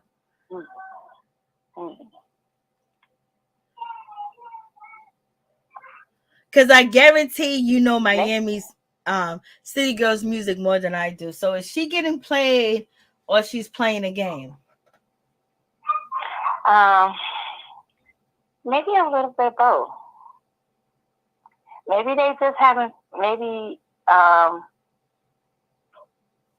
they just having fun together. I don't know. I wouldn't go public if I was a celebrity with somebody unless I knew it was real. It's real, but he has other bees, and this particular one that he's with is showing up to her shows and shit that allegedly people were saying that he helped her with. You know, not the Billboard Awards. I don't think he helped her with that, but the other show that she did, I think Lollapalooza or whatever the case may be, Homegirl was in the audience. And it seems like he's kind of living off of her as well as she living off of him. But I think he's living off of her more because she's younger. So he's sucking that energy. But do she see that, or do she just see the bags that he's giving her? And that's more than enough for her to keep rumbling with P. Diddy. Like, we all know P. Diddy. We seen his relationship. We seen like his baby mama with the blonde hair. I can't think of her name. She's so pretty. You know, she was messing with homeboy, you know, the snitch, and now he's dead. You know what I mean? Like, come on. and look at Cassidy. I just remember Diddy and his making the Band-Aids and when all that was going on, and I just remember they just seemed, those groups just seemed like they had a lot of talent, and then all of a sudden we didn't see them anymore. Because he never paid them. That? Like, it's just like, okay, they were gone, and then you start hearing about all these relationship stuff, and they were all going sour, and it was just like, ooh, wow, what's going on with that? And then all of a sudden we didn't hear about him that much, and then now he seems like he's coming back. Because he's sucking the blood. Rashida Alibra, thank you so much. It was Alpo Martinez, his baby mother in the video with Biggie. She's in the jacuzzi. I can't think of her name, with the blonde hair. She's always been so pretty, but she was helping Alpo Martinez like get deals and try to do a documentary and try to help him out in different things. And they said it was just a friendship, but if you go to Lipstick Alley, they posted information that they was in a relationship, and it not like a relationship like that, but they liked each other because, you know, sometimes you love the old niggas from back in the day, from the streets and stuff like that, and you remember how it was or whatever the case may be. But all of a sudden she started messing with him and promoting him, and boom, bada bing, he's dead. And what do Young Miami think she gonna get from P. Diddy? Just the bands. She can make them bands if she want to, but it's good to spend somebody else's bands. I ain't gonna lie to you. It's good to spend somebody else's bands and have your bands in their account. Like, it's good. But at the same time, what is it gonna cost you in the end? Because everybody that dealt with P. Diddy cost them a lot. So is Young Miami City Girls or not? Because I know you know more than me, and you younger than me, baby girl. So go ahead. You know, I don't even know what she's doing now. I just remember the one song, and I heard a couple new songs and on the radio, and I just remember hearing about who wrote the song, and that's how I heard about her. And then I would see videos of her on TikTok and on the internet, and she was a pretty girl, and she just seemed like she was having a lot of fun, and it just seemed like I don't know. I personally, you know, they was like, well, what do you think of my relationship? I was like, why don't you just, you know, just have fun for a while. You know, date different people, have a little fun, and see, you know, if you like them like that. Take your time in a relationship. Don't rush into nothing. Just have a little fun. And, you know, I think you should always, when you're a celebrity, I think you should protect your brand and, you know, make sure you get to know people before you start, you know, hanging out with them, you know. And, yeah, because when it comes to the girl Gina, you know what I mean? When it comes to Gina and all the shit that she said about P. Diddy, usually the people that talk about P. Diddy and says something negative about him, you know, they really don't get no publications and they're never with him again and they never can get any type of, you know, shine with him again. But she's sitting at the Billboard Awards, and even though people in the comments and the celebrities that was there at the Music Billboard Awards was saying that, oh, he was back there kissing Miami. That's cool. He can be back there kissing Miami, but why is this bitch sitting up in the audience? P. Diddy got enough, you know, power where he can say she don't need to be there, but she was there. And I don't know how much a dress costs, who made her dress, but I just think that he loves this situation. And I don't think Miami sees it as bitches is going to be like, yo, I thought you was running shit. I thought you was that B.I. I thought you was head of the gang, but you letting this dude with, you know, Bengay balls, you know, doing what he do to you. You know what I mean? Because if she had a man or she was messing with somebody, he couldn't be at the Billboard Awards talking about, oh, Young Miami, my baby mama, and all this other stuff, and talking about all that crazy stuff, because he wouldn't have it. But is Young Miami losing her hold on the shit that she believe in, or did she ever believe in it? Because she's letting this dude run amok, and his girl that went to the doctors and had 1,000 procedures done and spoke on it on Tasha K's channel, you know, she's responding to her. You know what I mean? But I believe that if she was messing with a dude, they would be fearful of P. Diddy. Everybody's fearful of P. Diddy other than like the supreme people like 50 Cent and Jay-Z. Other than that, all these artists are fearful of P. Diddy because we know his history. Well, the music industry is not that big. You know, when you look around at, you know, all the big stars and the big artists that are really making the power moves in the industry, it's really not that big of an industry. It's kind of like a close-knit circle, and everybody kind of has, you know, they kind of understand, you know, how they're going to play their part so that, you know, it's one of those things. It seems like it's a lot into it, more than what meets the eye. So, yeah, it seems like it's more than what meets the eye. Because a lot of those people that be in that industry, they don't all look happy. You know, they don't all look happy. So,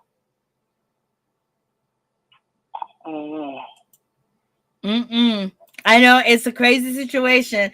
Nobody likes to talk about Diddy because Diddy have fired a lot of people and Diddy has stopped a lot of checks. And at the same time, if he's done all that, why in the hell is Gina able to talk all this smack about him on Tasha K and still be kissed up and hugged up with him? Gina's doing something.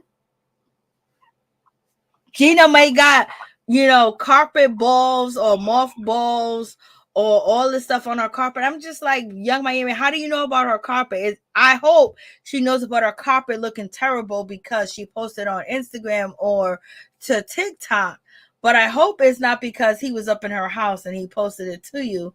And now you're talking about her carpet. Girl, like, if you disrespect me and talk about your bitch and where you at, I don't need to know that. Like, you chilling, you hit me up, we talking. But sometimes we as women, we do investigation to find out, oh, where's he at?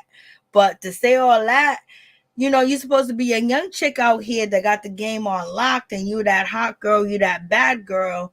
But yet you got this 57, 59-year-old man just playing you, and he's an old pimp. You know, and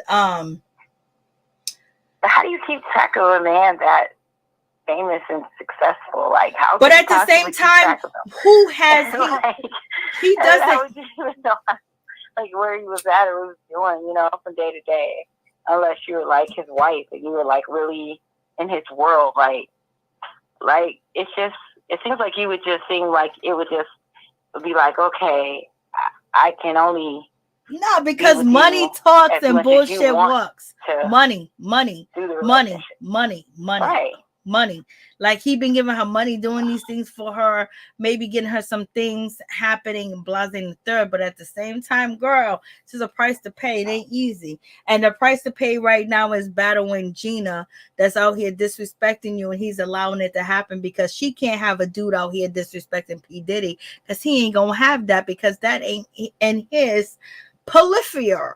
That's not in his DNA for you to have a man out here disrespecting him. Your man gonna be quiet, but yet his woman can't be quiet that he's still dealing with, and she's still posting. She's already showed disloyalty, but yet he's letting this disloyalty. He can get that girl kicked off of Instagram if he wanted to. You know what I mean? Like, P. Diddy's loving this, and Miami, and right now it seems like, oh, we're talking about Miami. She's going back and forth to city girls. Oh, this is hot. She's with this rich old dude, but we know this rich old dude would have. We know P. Diddy, but he can. She's not gonna hurt his career, but he can hurt her career. Well, you know, he's had a lot of relationships that went public over the last few years. And I think that maybe he got some stuff on the floor that he's about to put out. He needs some publicity for it. Maybe he's about to put out some new work, because I know one thing. Say what we want about Diddy, but Diddy be putting together some music, baby. He be having some jams. He had all the jams back in the day. And we could definitely use some of that music right now. I tell you what, we could definitely use some. So maybe, you know, maybe they're trying to change it up, you know, put out some, maybe they got some music about to drop and they got some new music, or, you know, maybe they trying to change the, you know, the dynamic of what you're going to be hearing from them. And maybe they needed to, you know, get you feeling it from them, you know, like, oh, these are ladies and they're going through what we all go through with our man and stuff. And now she going to be, you know, maybe doing music about something different. She can sing them face maybe they got something going on. Maybe this is a publicity stunt to promote some new work. Of course it is. It's always publicity. It's always publicity. It's always publicity. Point blank, period. So I'm wondering. It's always that, but you know, it's one of them shady situations where P. Diddy's always gonna come out looking on top of the situation because he's brother love, like these guys were saying in the comments. The way he done did these people that work for him, the way he did making a band, the way that, you know, Kim Porter is suspicious, and people are saying, please don't give up on Kim Porter. You know, it's a whole lot going on, you know, and that situation with him. And we know his history. And I'm sure Miami did her research and she found out about his history, or somebody in her family done told her. But in any event, you know, she feels like the risk is worth it. So that's why, you know, she's dealing with him like that.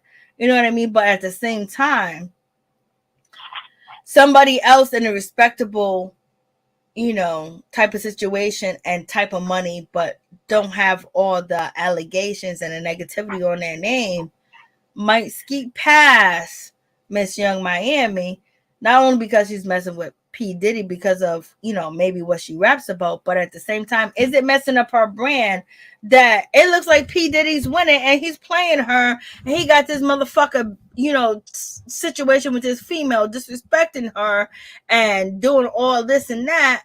And now she's responding because she's feeling a certain type of way. You responded because now you like the dude because it's easy. When older dudes come through, they come through with the money, they come through with the bags, they come through with the opportunity, they come through with all stuff, and they show you that, and you feel it, you see it, you have the opportunity, and then there's whispering sweet things in your ear because, baby, I know he ain't, getting it on with P. Diddy's not getting it on like with somebody your age range, okay? But and plus he's been used and abused, and he's been out in the streets doing anything and everything with everybody allegedly. So therefore, you're not really getting somebody that is in their full capacity to give you that loving. So you're getting half of it, baby. And that half of it, he's loving it, and he's half of it loving it too, because he's sucking your young energy, baby. But in any event, at the same time, she can't destroy his career. There's nothing that she can do to destroy his career unless she say something, some atrocity, like he did this to me, he took it from me, or he did this to this, blah, blah, blah. Other than that, he's going to come out looking on top, and he's keeping his name popping, while your fans may be like, yo, I'm a boss bitch. Ain't no dude in his side chick gonna disrespect me publicly like that. And if she is, we're gonna handle that situation. But at the same time, you still dealing with the chick, and you recognizing that the chick has been around for a long time. You know what I mean? Maybe she ain't got no record deal, and she ain't got no modeling deal. She ain't got these deals, but she's still in the picture, and you still competing with that, like, and I know a lot of people say, oh, that's okay, like, she's making that money, but P. Diddy ain't the person that you play with. You don't play with Diddy. You don't play with Diddy. What do you think about Keisha Cole and AR and Antonio Brown? Keisha sure do love them athletes, now don't she? Mm-hmm. Remember that last one she had? Mm-hmm. Her husband. Cute, and that's it. her husband. And they be cute, and that's it. What was she doing? She was singing. She was singing some song. I don't know what's going on, but everything that glitter ain't gold, baby. Cause I don't know. She making them look real. Like, no, thank you. I'll pass. I wonder why she be. I don't know. She another one. I be wondering how she be picking these dudes.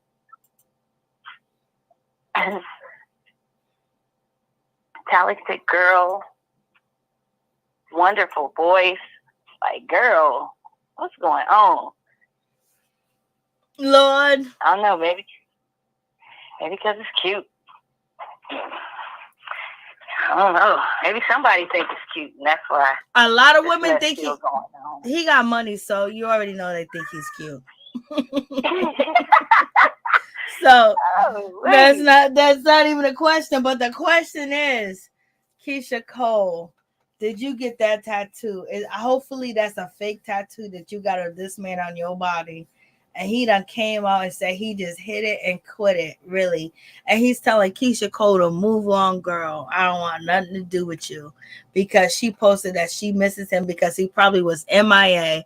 And she wanted the world to see that, maybe he'll think that this special. Maybe he'll think that this sweet. Oh, no, he didn't. He didn't think none of it was cute. He didn't think none of it was sweet. He instantly got on Instagram and said, we don't want you. I don't want you.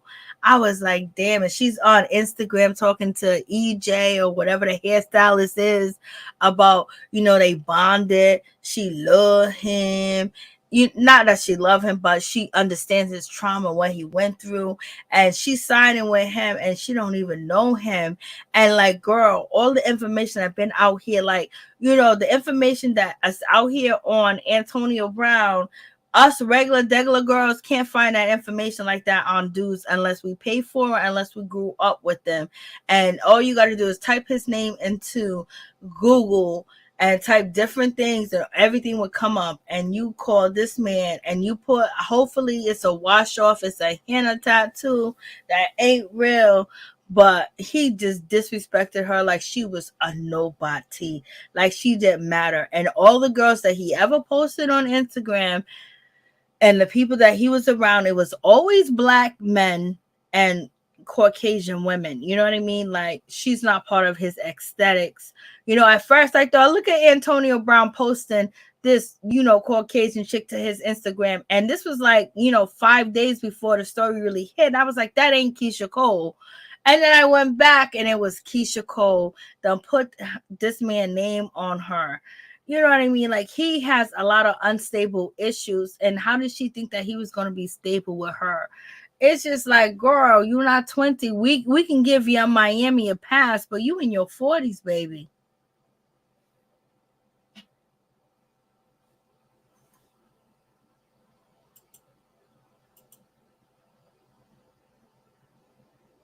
It's crazy. Total crazy situation. Point blank, period. But in any event, you guys, please like, comment, subscribe, share the video. It'll be greatly appreciated from the bottom of my heart. My peeps, my peoples, peep squad is in the building. Thank you guys so much for coming through. Thank you guys so much for, you know, your comments. I really appreciate it. We got the caller is the truth. We got Rashida Libra saying the caller, this caller is the truth. LOL. I enjoy talking to you so much, MJ. Thank you for having me. You have a blessed evening. And like, share, subscribe, everybody. Have a good night, sweetie. You have a blessed one. You too as well. Thank you so much. Bye-bye. Bye-bye. I appreciate you. So thank you guys so much for calling in. It was only one. The number's still on the screen if you want to call in and have a conversation. This live wasn't supposed to be 2 hours and 59 minutes at all, point blank, period. But Keisha needs professional help. Norris Tony, Lord have mercy. Yes, she does need it. Quick, fast, in a hurry. Jumping from the young dude to Antonio Brown with his all erratic behavior. Everything about him is just so crazy, Ralph. Much love to you too, Ralph. I appreciate you, Your Majesty. I appreciate you too as well. Thank you guys so much for coming through. Much love to my peeps and my peoples. Peep Squad is in the building. And the phone lines is open. The StreamYard is open too as well if anybody want to jump on. But if not, we're going to call it a day. And yes, I did see, you know, Love and Marriage DC. It was a good episode, but it was an episode that was just like, I need to cover right away. So it can add on to the next episode. Thank you, Your Majesty. Thank you so much, Debbie.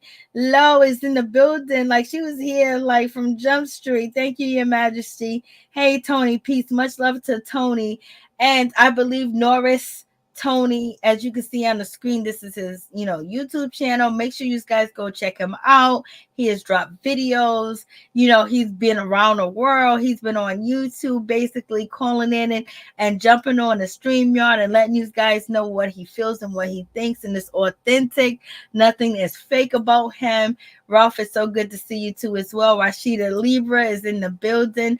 And everybody else, Miss Nina Bug was in the building as well. You know, I appreciate each and every one of you guys. I didn't supposed to be on live this long at all. Point blank, period. You know, and thank you, Ronnie Tucker. She's trying to play the game, but she's getting played. And that's what Ronnie Tucker said. Like, you know, sometimes you got old school pimps who had billions of dollars. Chances are you're going to bite the dust before they do. Stella Belafonte came through. Juju B came through. I appreciate all of you guys. And I didn't supposed to be online this long. I didn't think I was even going live tonight. So much hectic stuff was going on in the house, in the neighborhood. But when we was watching Keisha Cole's video and you heard the ambulance and the fire department, that wasn't me. That was her video. And Your Majesty, yes, when it comes to Mace, you know, I'm going to put that on my old channel because I have all the videos of Mace blasting, you know, P. Diddy and all these other people too as well. Deuces, Sparks, You guys are so much. Thank you so much. Peace and love to all my peace and my peoples. Thank you guys for coming through. Thank you guys for participating. And thank all you guys in the clouds, baby. Thank each and every one of y'all that took the time to just listen to your sister that's going through a whole lot. But baby, we got to keep moving. You know, we hear death that, you know, happened in Buffalo, New York. 10 people lost their life for no reason at all, only because of the color of their skin. That gotta make you think. That gotta make you wonder of, like, you know, we're not, it's just like, yo, you don't like us because of this. So many of us, and it's just so few of us, and not having the protection in your community to stop somebody, you know, so they don't get to 1, they don't get to 2, they don't get to 3, and things of that nature. And being able to live stream it and let people know that the reason why that this man made this decision is because he don't like people that have melanin. And it's just really sad that we still have to keep on continuing facing these type of tragedies, point blank period. So, like I said, we should be a part of the protected people. You know, there's a lot of cultures that are protected cultures and things of that nature. They need to add Black people to the protected culture. We're not the many. We're not, you know, having the highest birth rate. We're not the highest population, you know, as far as when it comes to the United States, because basically you can look at your senators and you can look at your, you know, congressmen, and you can look at your councilmen too as well in your community and see who they represent. And my town, my city, my state, none of them are Black. There's never been a Black mayor where I live at, ever. Every other race but Black. Every other race but Black. You know what I mean? So, you know, just can't go under the carpet, because we have generations after generations that we have created, that we have birthed, that we have nurtured, that, my God, like, there has to be some type of form of protection for Black people, because we don't want our kids to face the same fate and still go to the same things that we have went through. And as you guys know, I talked to you guys about the racist situations at different employees where I was the only Black female, paid the most, and the things that I experienced and the things that some of you guys have experienced. And we don't want our great grandkids to experience the same things. So it's about time that there's laws created to make us protected people. We haven't got our 40 acres and a mule. You know, there's been land and property that has been destroyed by the army, you know, in America, that people own, and they're still fighting. There's like about 2 people of 105, 106 that are basically, some of them, they're using their testimony that was videotaped in the court to basically get the just due that they need, because what they created in America was destroyed by the government, you know? So in any event, we talk about all this craziness, all this gossip, but at the same time, our people are not seeing what they need to see, and we're not protected. Point blank, period. Much love to all my peeps and my peoples. Peep Squad is in the building, baby. Much love.